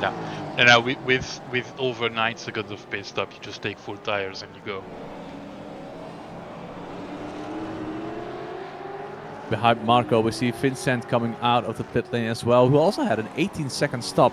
So Simon with a 15.7 and then Tyler with a 15.1. I am assuming that they put in maybe a little bit less fuel, and they are saving meanwhile they're doing this. Because Marco is so good. he closed the gap instantly. You see that? Yeah, it's insane because they were like quite far apart, not miles away. But Kenzie's in the pits, but right now leader in the pits, as I see that on the screen. But yeah, Marco went closed the gap so fast, and there's only 1 lap difference in the tires, so there's not that much grip for Marco. I think Tyler is probably backing off a little bit Simon now. And I know for a fact that Tyler loves to race and save fuel at the same time. That's the way he drives, and we kind of drive the same way, him and I, which makes it easy for me to use this setup sometimes and use the same strategy. But that's probably why he uses less fuel. We know Simon is a good fuel saver as well, but did he save a lot of fuel? Do they have to still save fuel till the end of the race, because there's still 13 minutes to go? So if they have to save fuel with that much to go, it's gonna be a bit complicated, you know, to make it and keep Marco behind. If he doesn't have to save fuel with the amount he put in, he probably doesn't have to save at all. So looking at, I think you're completely right, but looking at the standings, you see that Kenzie, he kept his gap with 10 seconds, which means that he only has to do one thing, and that is, well, not crash on this very hard and tough track with all the walls near. Yep. But Kenzie is definitely up for the task, I think. Yeah, one thing I would say is I think Ant lost time during the pits. Well, Bram did 2 seconds less fuel, but Ant is now in the battle with Bram Dubab, Abulaus, Rich Warmingham, which he was well ahead before the pits a while ago, and he has all the tires. He pitted on lap 11, where Bram just exited the pit now on lap 16. So that's a good advantage for Bram. Is he gonna try to make everyone his teammate? I don't know, but he definitely have fresher tires. Yeah. And Encura Europe, you say, wow, they are well ahead of Encura with 2, 3, 4 right now in the future race. They are doing a really good job. Simon is still applying a lot of pressure behind Tyler. He is all over that car. He's going left, he's going right, he's sticking his nose in where he can. And this must be super frustrating for Simon, because I think that he is now realizing that he has to pull off the move. Tyler, on less newer tires, is doing an amazing job keeping that group behind him. David Burns, Marco, and also Vincent Skill back a little bit further back. Yeah, Tyler pitted on lap 9, which is the earliest we've seen. Simon has been in on lap 13, so there's 4 laps difference. It's not huge, but it's quite some laps already. It's definitely the benefit, but yeah, it's been 5 laps for Simon, so he doesn't have the advantage of the fresh tires now anymore. It's those first 3, 4, 5 laps where the advantage is the largest, and you gain the most time. And at a certain point, it just falls off a little bit. You still have the advantage, but it gets thinner and thinner and slider as the tires fall away from you. Exactly, yes. At least from the drivers during the season. Kenzie putting in the fastest lap time of the race. Doesn't have to, but it's one more point. Definitely, that's one more point. He got it done, and this is Simon on the inside. But is he able to break later? No, he is not. Tyler is defending like a lion, like Fernando Alonso was on Hungary when he gave Ocon the win. But yeah, on the inside there, it looks like the move is finally done. Tyler slotting in behind him, maybe trying to get... And that is a slowdown there for him, I think. I assume. Marco on the grass. Marco on the grass as well. He sees Simons going and he says, okay, now I need to pull the trigger and go. On the inside, forcing David Burns on a worse line than him and sweeping back. And this is the NQR party right here. Throw a blanket over him and you don't see any of them. Oh, no. That's so blue on blue. That's an XVR car hitting Bram Dubois. So that must have been Ryan Swayze getting under the wing and overdoing it. No, that was Rich Warmingham. Rich, Brian. Man, the cars are way too black for me, y'all. I think that's it. Well, honestly, if you think that is black, man, you need glasses because that's half white. Man, I'm completely colorblind, you know. So yeah, true. If it's not pink, you can't see it. Okay, right. It's why there's that again from above on the chopper cam. So this is Richard coming under the. I think it wasn't on him, to be honest, but it wasn't on the Simability car either. It was just him reacting to the car in front, who was a little bit slower entering the chicane in the middle of it, and just pure unlucky incident there. I think Bram just missed a little bit the entry, went a bit wide, and then had to go slower. And yeah, it's all of those things that happens when you're in close racing like that. And Bram is in the pits now. I think that's going to be a fast repair for him. That's a shame because he was in a really good spot to have a podium finish, or at least close to a podium finish. But you know, it's racing. I'm sure he will still enjoy the race. Yeah, and definitely nothing that Richard could have done. I think at least the way it looked, it all happened so quick. Marco.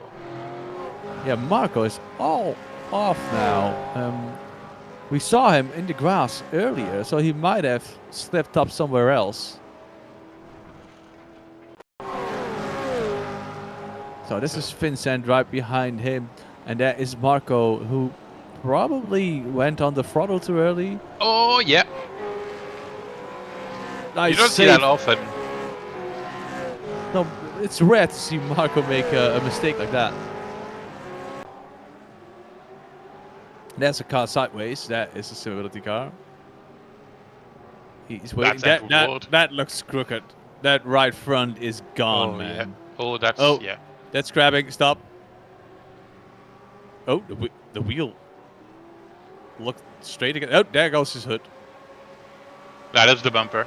Oh, it's the bumper. Hood, bumper, all the same. Jeez, everything's happening right now. So that's and Rich Warmingham on the outside, and did they touch? He got a slight nudge. Oh, that is, and somehow it corrected himself. Like that's a weird one again.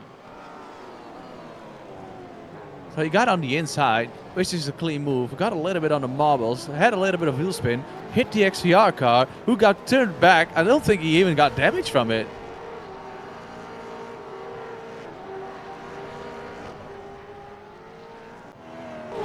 Yeah, it's a tough one for the NQR guys. Yeah, they there are were having 2, 3, 4, and there's only Barbudas left now.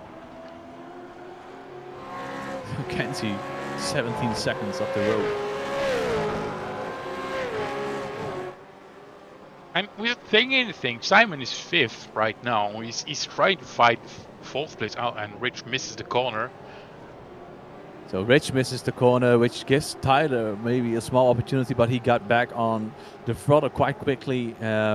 Slight mistake, but not big enough to really impede him. But besides that, he lost 1 position. Simon, top 4. Do you remember what I said about Tyler? Yeah, top 5. Yeah, it's not too far away now.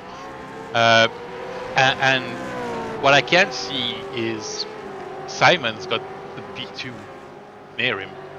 Oh. That was close call, I think, with back marker. I think it's Anthony Young. Yep. I think doing a good job though, but yeah, it's tough to let them go. Yeah. It looked worse than it was, I think. Yeah, I think yes. The camera angle probably put it wrong. Oh, All a touching lock-up. each other. Yeah, it was a slight lock-up there from Vincent, which caused his car to be a little bit more erratic, and he tried to avoid David Burns. I think he slightly touched him, but it all ended on the right page. You can see that Vincent definitely has the pace on this track, where he's just not completely utilizing it yet. But it took a while for him to get into the Gen 2 cars as well.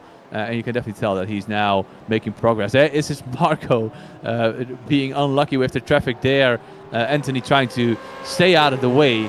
He did a good job, and at a certain point you have to turn in the car. He let 3 cars past, and Marco was just one too many. Miko right behind Jamie Wilson. And this is another car going wide again in the hairpin. That hairpin is causing a lot of trouble for everyone. Oh, is it Anthony Young getting out of the way? That could be it. That was Darren Reynolds. Ryan Reynolds. Yeah.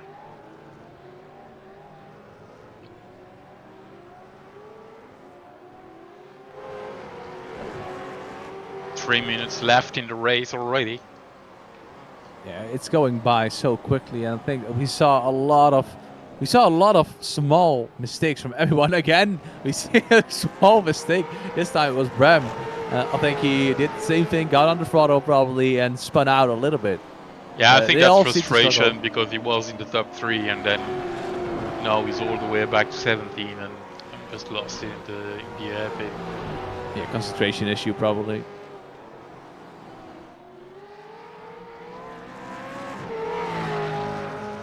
Lots of wheel spin from Miko.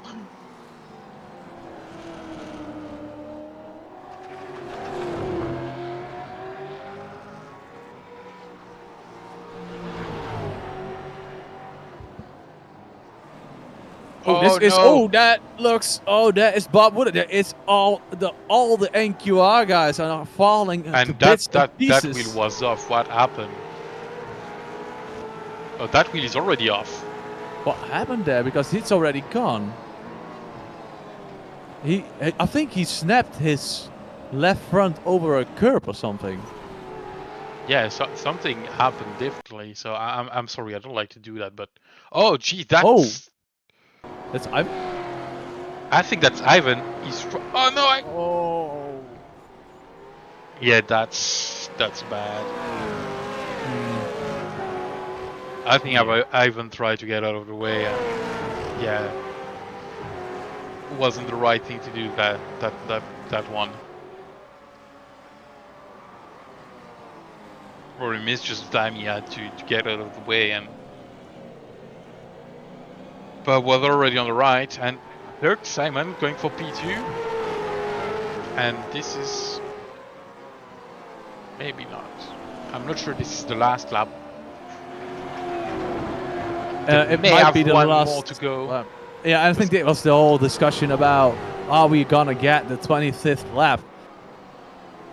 This is Simon is all over Ryan Swayze, and he is trying to best a little bit of a slide, which is now giving Richard Warmingham a slight hint, a smell of a move. Yeah, but Rich had also a slide coming off the corner.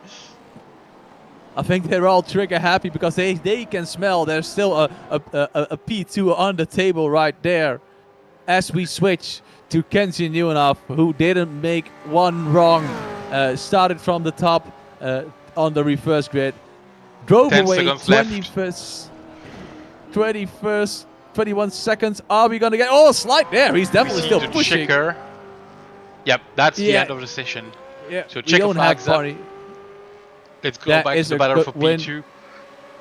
P2, Simon trying to make all his talented work, but it is Ryan Swayze. If he gets the chicane, he's doing it safely, trying to get through the chicane and getting in there. And Simon's gonna slow down in the chicane. Slow down. He overdid it. Oh my God, the tables have turned, and it's Rich Warmingham getting in on the podium. Oh man, this is a sour feeling for that finish Simon. was just insane. absolutely one out of the books where you can't expect the unexpected. This is Rowley still fighting with Tony as we switch to our winner, Kenzie Nieuwenhof. Did an amazing job, even had a slide coming out of the last chicane right straight forward to the Wall of Champions. He just did that out of pure fun and out of maybe boredom, because 21 seconds up the road is an amazing achievement. And this is the reason why he is currently the leader of the championship. Didn't have the best first race, but definitely a good second feature race.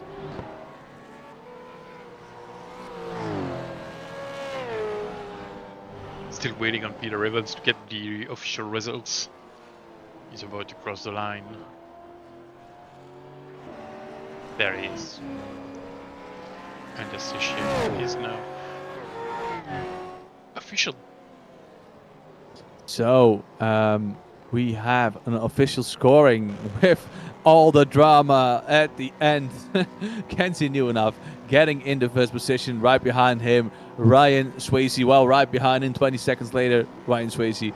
And at the finish line, right before Simon Trendo got the slowdown, Rich Warmingham suddenly picked up a podium, so that is a good job on him. Tyler getting in the top 5, so I don't have to eat all my beef jerky today. 5th position, David Burns. 6th, Vincent Skillback, who was on it as well in the feature. Marco got 8th, and so Simon got 7th because of the slowdown. He just wanted that position, the second position, so badly that he overdid it a little bit. Stacey Boyd coming in 9th, and Nikolai Bogatyrev rounding up the top 10. Jimmy Wilson, the teammate of Simon, came in 11th, and Mikko Kartunen came in 12th, and Woodwork 13th, Greg Carr 14th.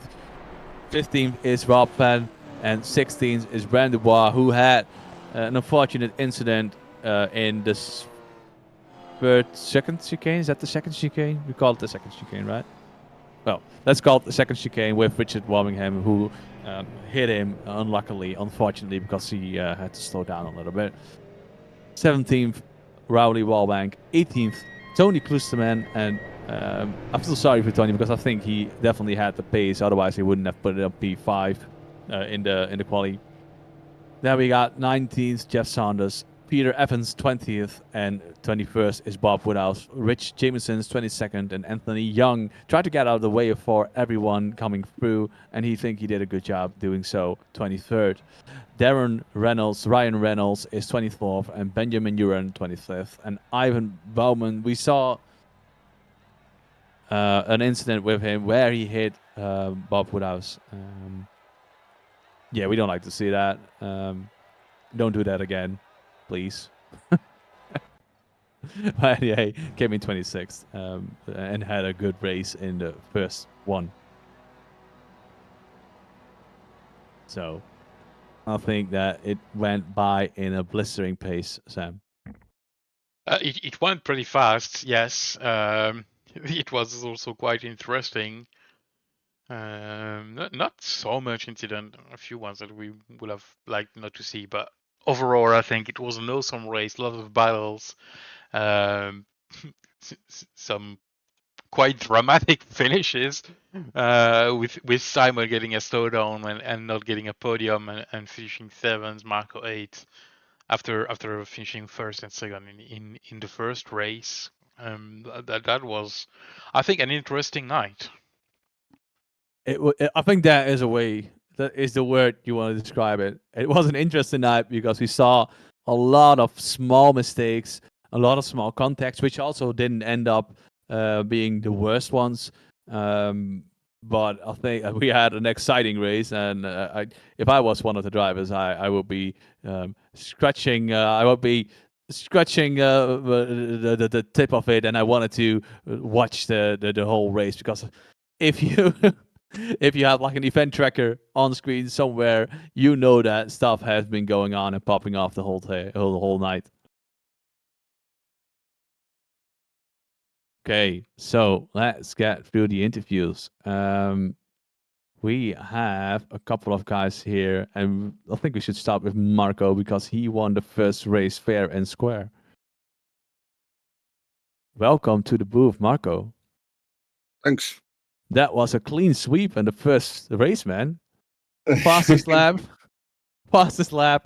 qualification, P1, pole position, and still won the race. So it looked like it was all well sailings for you.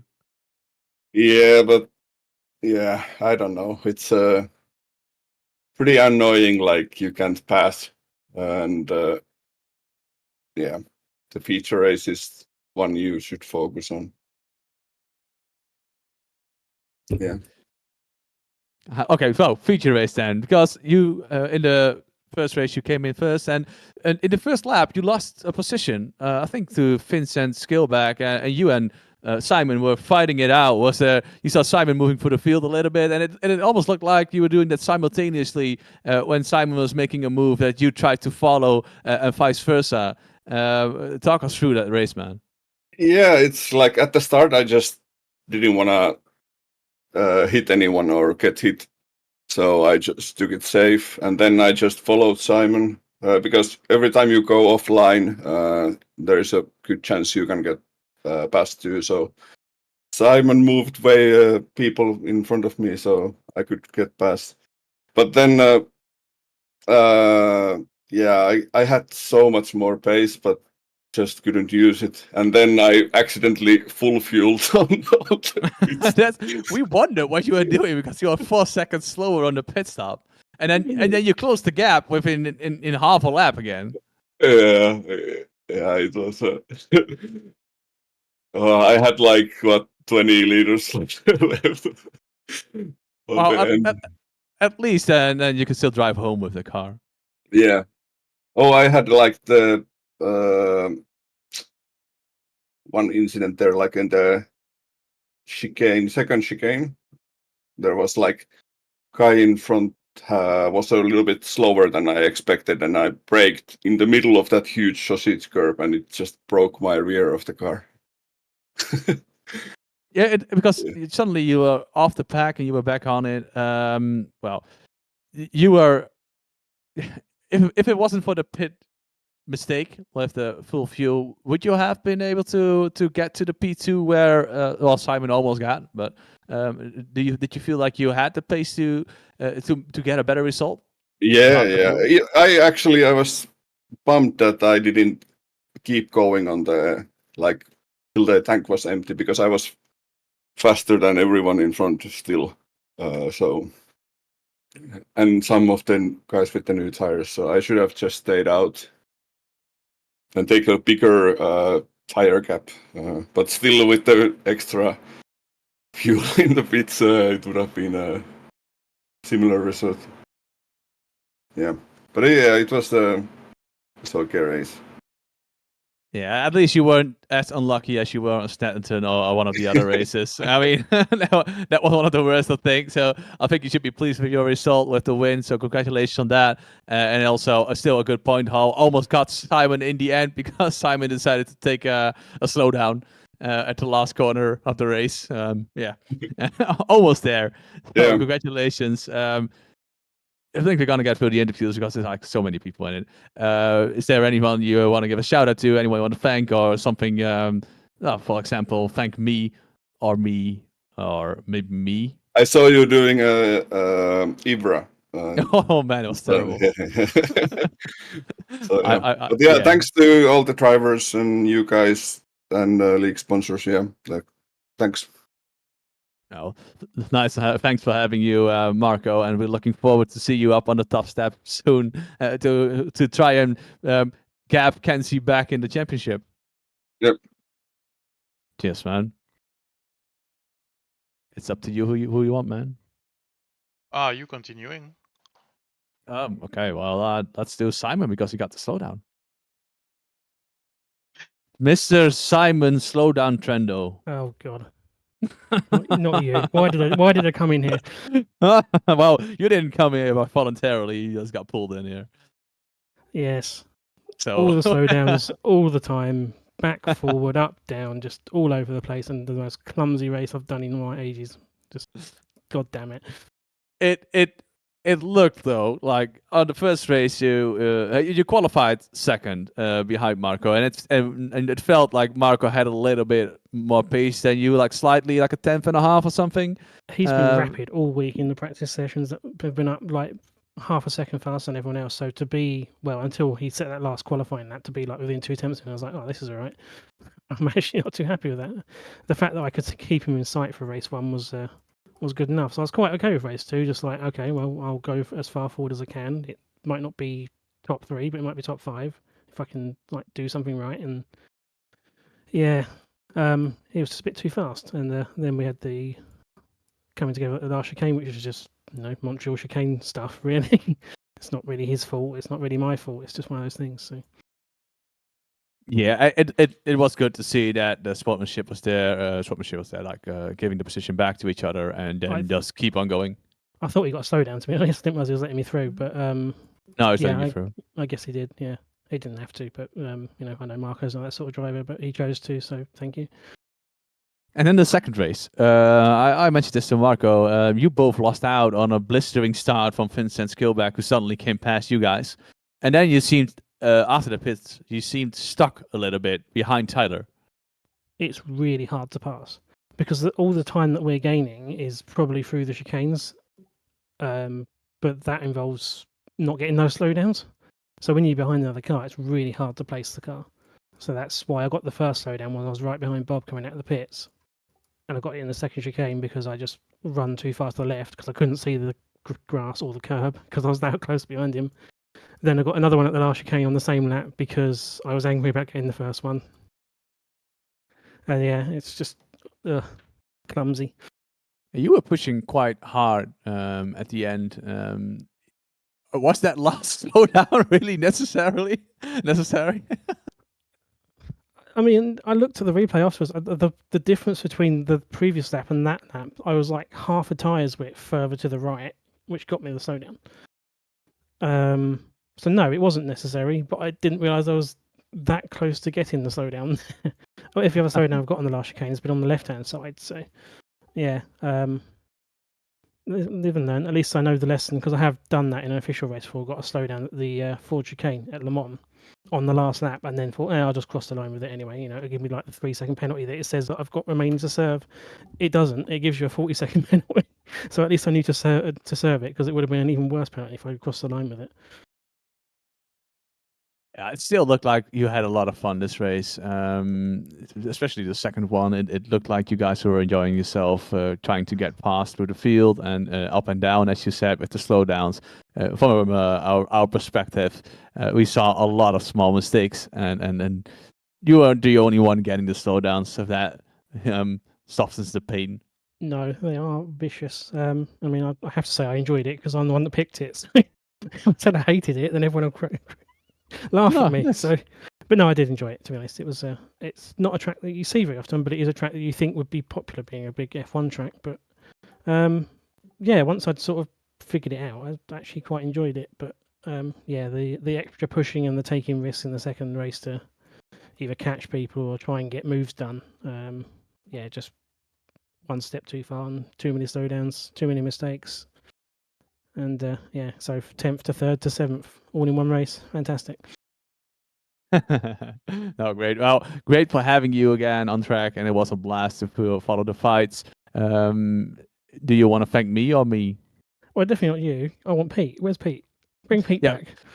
Pete sent me a text message. You are doing the broadcast. So I'm like, yeah, well, I first have to do IFRA, so I'm stuck. So I stopped IFRA and left Steven to do the last stint. But yeah, okay. Yeah, but yeah, you guys obviously the broadcast, Sam for the camera work. Everyone has turned up and given this track a go because I'll be honest, I did pick it, but I didn't realize it was going to be quite that difficult. It's a really tricky track, far more difficult than you think it would be in this car. But yeah, everyone gave it a go. We had some good races. Some people are annoyed, I think, but that's how things go. Yeah. Well, good to hear you at least had fun, although it was hard. But yeah. Things shouldn't always be easy. Well, good for having you, and we'll hope to see you next time around, man. Yeah, see you then. Should we get Tyler to get out of the way? Yeah. You can so say that, you. Yeah. yeah. So Go ahead, and hopefully we will be into bed today, not tomorrow. welcome to the booth, Tyler. Hey, So you made sure that I didn't have to eat all my beef jerky today. So that is great because you got in the top 5. I told Rob Uh, you were an idiot before the race started.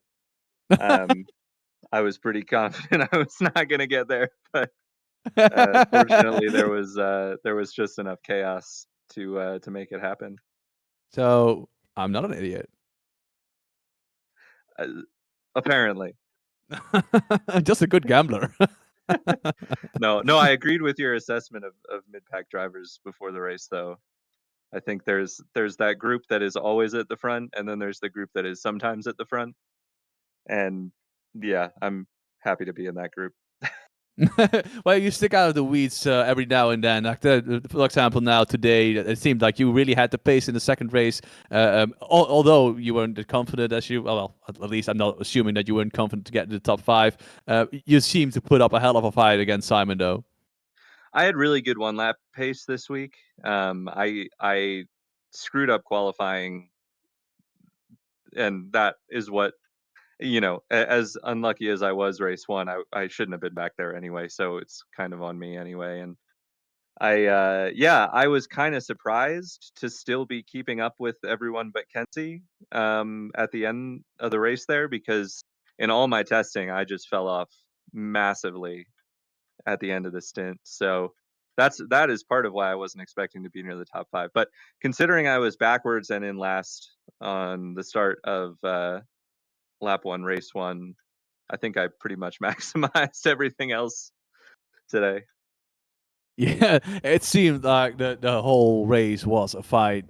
You got a pretty good start. You started 13th, instantly gained a spot on the feature race, and you guys were a fighting bunch the whole night. And it was great to see and great to watch. Yeah. And I think you got lucky. You got a free gift by Simon. He's like, I'll take the slowdown on the last lap. I got about 6 free gifts that race. I told her I think I passed like 3 cars on track, maybe 4. But fortunately, I actually got the pit strategy right this week, which has been a nightmare for me since we went to the new car. The undercut was definitely the way to go, and I put in some really quick laps, which helped. But I think between the 2 races, I got 8 slowdowns, and I had to apologize to Vince because in race 1, I had so much damage that the slowdowns were burning off automatically. And then in race 2, I got my first slowdown. I was like, oh, I'll just let it burn off. And then I realized I was running out of time. I had to kind of slam on the brakes, and Vince got into me, but it's all good. I think everyone had a few at least. So Yeah, and in the first race, you were super unlucky with hitting the rear of Tony. I know you wanted to destroy Tony. Let's be honest, but no. I just want to beat him. well, that's a way But to not. beat him. Drive into his Uh, rear and make sure he's not able to drive Well, any further. I said to Bram, it looked like he moved so late that it looked like he had just spun the tires up. So I was getting ready to go left to pass him because I thought he was going to be slow, and he was, but not for the reasons I thought. So too bad. Wow. You still ended up with a really good result in the second race, 4th position, and in the first race, if I remember correctly, you came in 13th. You still managed to salvage a little bit, and were able to drive around the pain that's called a shit car that's broken. Yeah, I was about 5 degrees left hand down the whole race, and every time I hit a curb, it launched me completely sideways. So yeah, braking for the hairpin was rough, but managed to pull it together, and would have been 14th, but Rob graciously let me through at my request. So appreciate that from him. You see, Sam, there was a multi 21. Sam's probably AFK. He's like, I don't Oh care. no, I was eating an apple just before, and I shut my mic off. So. Wow, Yeah. good having you, Tyler, and congratulations on your second race, 4th position. First race was a little bit unlucky. Is there anybody you want to thank, give a shout out to? As I say to everyone, especially me. No, mostly Rob and everyone else who shows up, but Rob especially. Good to have people to race with. So that's all. And thanks to you guys for the broadcast, I guess. Thanks, man. Cheers, and See you guys. we hope to see you next time on track again. Yep, will be. Well, that wasn't that long. It was good. Yeah. No, I'm not I'm not letting you ramble. Let's do Vincent. Oh, that's not. Oh, well, you just get okay. What? Tell me. Yeah, no, give Vincent to full in Vincent. Oh, he's gone. Oh, that's Vincent. Oh, yeah, no. Everybody left. Everyone What left. Okay, happened? well, Vincent is here. So welcome to the booth, Vincent. You had a blistering race in the second feature and the feature race, man.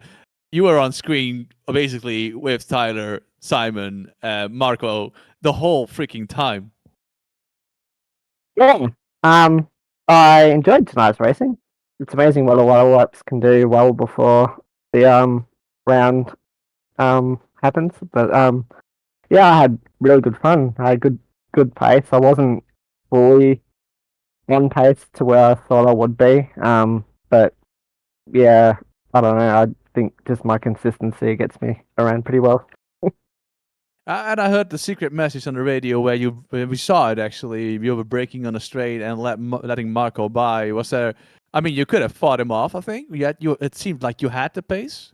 What was your train of thought? But letting him by, just follow him through, or?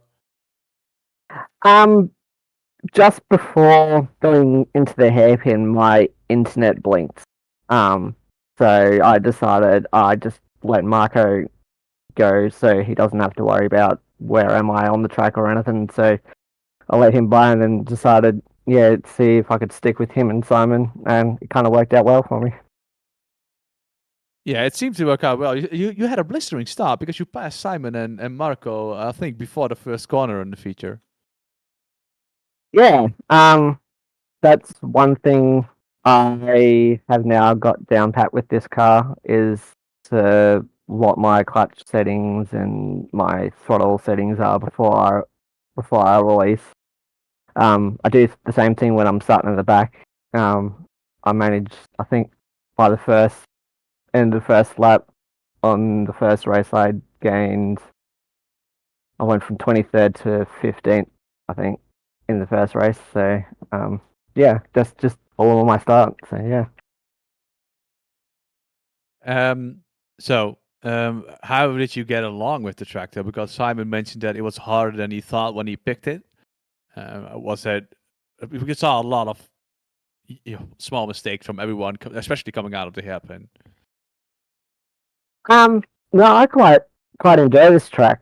Being it's the first round of V8 Scops, I've done a lot of laps. I've always enjoyed this track, even though I haven't been the fastest at this track throughout the years. But yeah, no, I really enjoy it. It is very technical. The slowdowns do kill you. But if you can get on top of where to place the car for the slowdowns, yeah, you are usually pretty quick and right on the game. Well, it looked like you had a lot of fun driving in that pack, fighting through the field and trying to get through. It was lovely to see. Sam, where are we going next? I can't remember. Somewhere. Okay, then I'll check it. Yeah, I'm gonna check it. I think Why are we doing Centripetal Secret? Oh, never mind. Oh, the schedule wasn't out yet. Okay. No, yeah, it wasn't out yet, and I think Tony posted the officials in the V8 chat this week, just a few days ago. So it has not been updated on the website, but I think it's gonna be week 2 and Sebring International Race, right? It's gonna be Chicago, I think, or Sebring. Sebring. I think it might be Sebring, yeah. Yeah. Or if not, it will be Bathurst at a push. It's gonna be in 2 weeks, so it's gonna be week 2, so it's gonna be Sebring. Yeah, 29th of March, so that is gonna be Sebring, and that is gonna be a pain, I think, with these cars with the bouncing. Nah, I don't think so. I think they'll be alright. If I might even just use the same setup I've used just here. But yeah, it could be dangerous with the bumps, but I think it just it's just going to require a lot more throttle control from everyone to keep the car straight. Yeah, probably. Well, good to see here that you're looking forward to the next race again already, and let's hope that it's just as good as the last one today. Is there anybody you want to thank, give a shout out to? Yeah, just everyone that's in the league turning up. It's good to see the new drivers are still sticking around and keeping their head down and grinding out the car to get faster. It's good to see. You guys for the broadcast, and Simability for sponsoring the season again. Oh, that's great to hear, man. And we love that you at least are keeping this car in one piece instead of the broken bits you did with the other car. Yeah, I've been trying to keep being very nice to the back markers, the guys at the very back, knowing that they're going to be a bit slower, but keeping my nose clean, so I'm happy with that. That's good, man. Good to hear. So, thank you for turning up, and we hope to see you on track next time around. Yeah, catch you guys. See you, man. Last not but least is Bram Dubois, one of the most unfortunate people in the second chicane. Bram, welcome. Yeah, good evening. So, you seem to be on the bad end of things in the second race. Yeah, I was actually quite amazed when I came out of the pit lane that I was still third. And then I was like, okay, Rob was like, okay, guys, we're 2, 3, 4, don't screw this up. And then just everything went crazy. I think none of us finished in the top 10 anymore. So, sad, No, sad ending, but at least we were there. Yeah, that's what we said, because you were 3 or 4 cars together and all of you just all single-handedly popped out. And I think the incident in at least Sam and my assessment of the incident in the second chicane was just pure unluckiness. Richard couldn't react on that. Yeah. Yeah, well, I got Bad a luck. bit offline the chicane before. And then we just made Rich to be on my inside, and I was like, okay, I think. And was a bit defending, so you had to park it a bit on the apex, so I had to slow down, and accordion happens. Just sad there was a concrete wall there. Would have preferred if they removed the tire barriers from the wall of champions, be like real champions, and put the tire barrier there. And help me out here, because I forgot where you ended up in the first race. 10th, because I started on pole. In the first race, you didn't start on pole. No. I finished 10th. That's what I mean. Yeah, okay, that makes more sense. I think I started 7th or something. So, Yeah, did you get along with the track? Because we saw a lot of movement under applying the throttle on the hairpin. Was that a struggle, or was it just being maybe inconsistent with the throttle, or was there anything you could have done else there? I'm same for the Gen 2 car. I don't like hairpins, and this car has like 50 of them. Like every chicane is just made of hairpins, and then the hairpin at the end. This one is the worst. So I don't know. Especially the first race, I came into contact with a parked Tony, and the left wasn't so happy to turn right. So the hairpin after a few laps were worn in was a nightmare. Yeah, probably, yeah. And one last question: we are talking about and discussing this. That you seem to have stepped up your game a little bit. Are you approaching things different, or is it just getting to grips with how the V8 how a V8 car drives? Because at the back end of the Gen 2 cars, you were also like improving massively.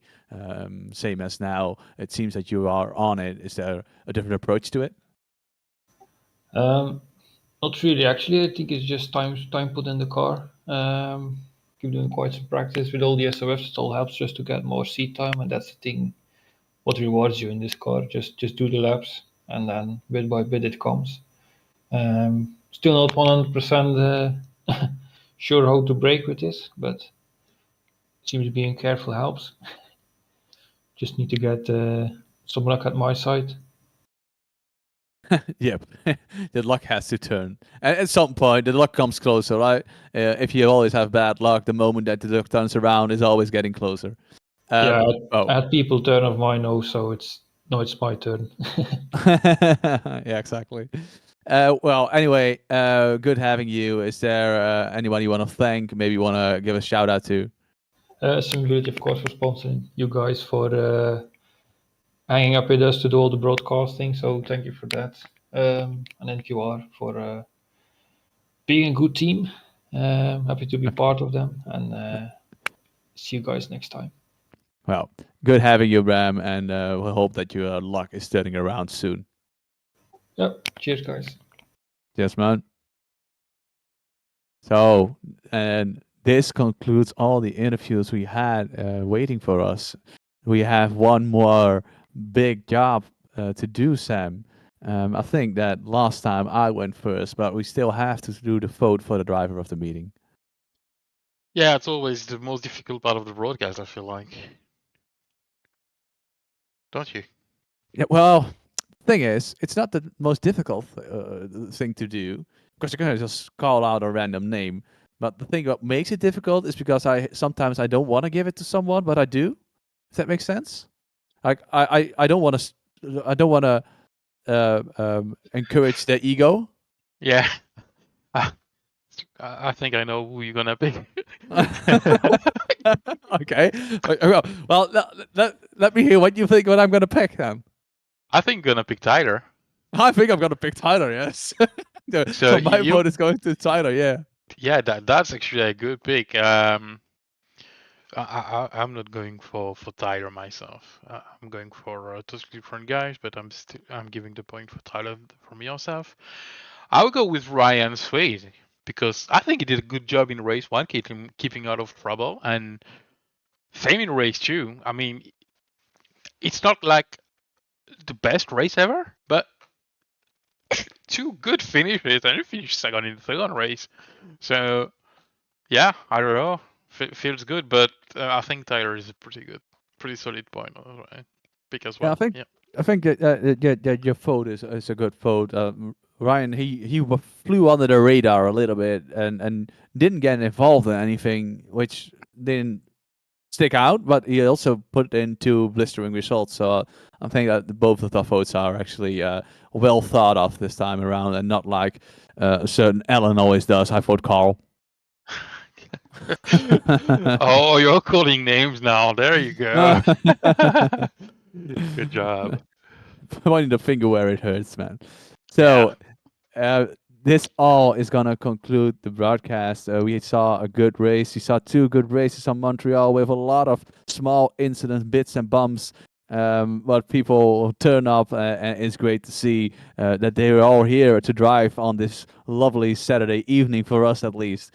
In the end, I enjoyed tonight, and I'm actually a bit knackered because I've been behind the PC the whole day. So, this being said, I hope you guys enjoyed it, and I hope to see you on track next time around on Sebring on the 29th of March. Anyway, that's about it, actually. So I'm gonna let Sam say good night, and then we are gonna close the broadcast. Yeah, good everybody. This year season 20 starts on Wednesday, so if you want to have a crack in a front-wheel drive, driving it backwards, so it's a rear-wheel drive. Anyway, everything's on the website. Go sign up. There's a lot of space left. So yeah, it's gonna follow the season 3 of 2025. Is that correct? Yes, Yeah. season 2. Season 2, yeah, sorry, season 2 of 2025 still. So get your signups in for that if you want front-wheel drive action Madness. with Madness. madness. And as we already said, see you in 2 weeks for the next V8 race.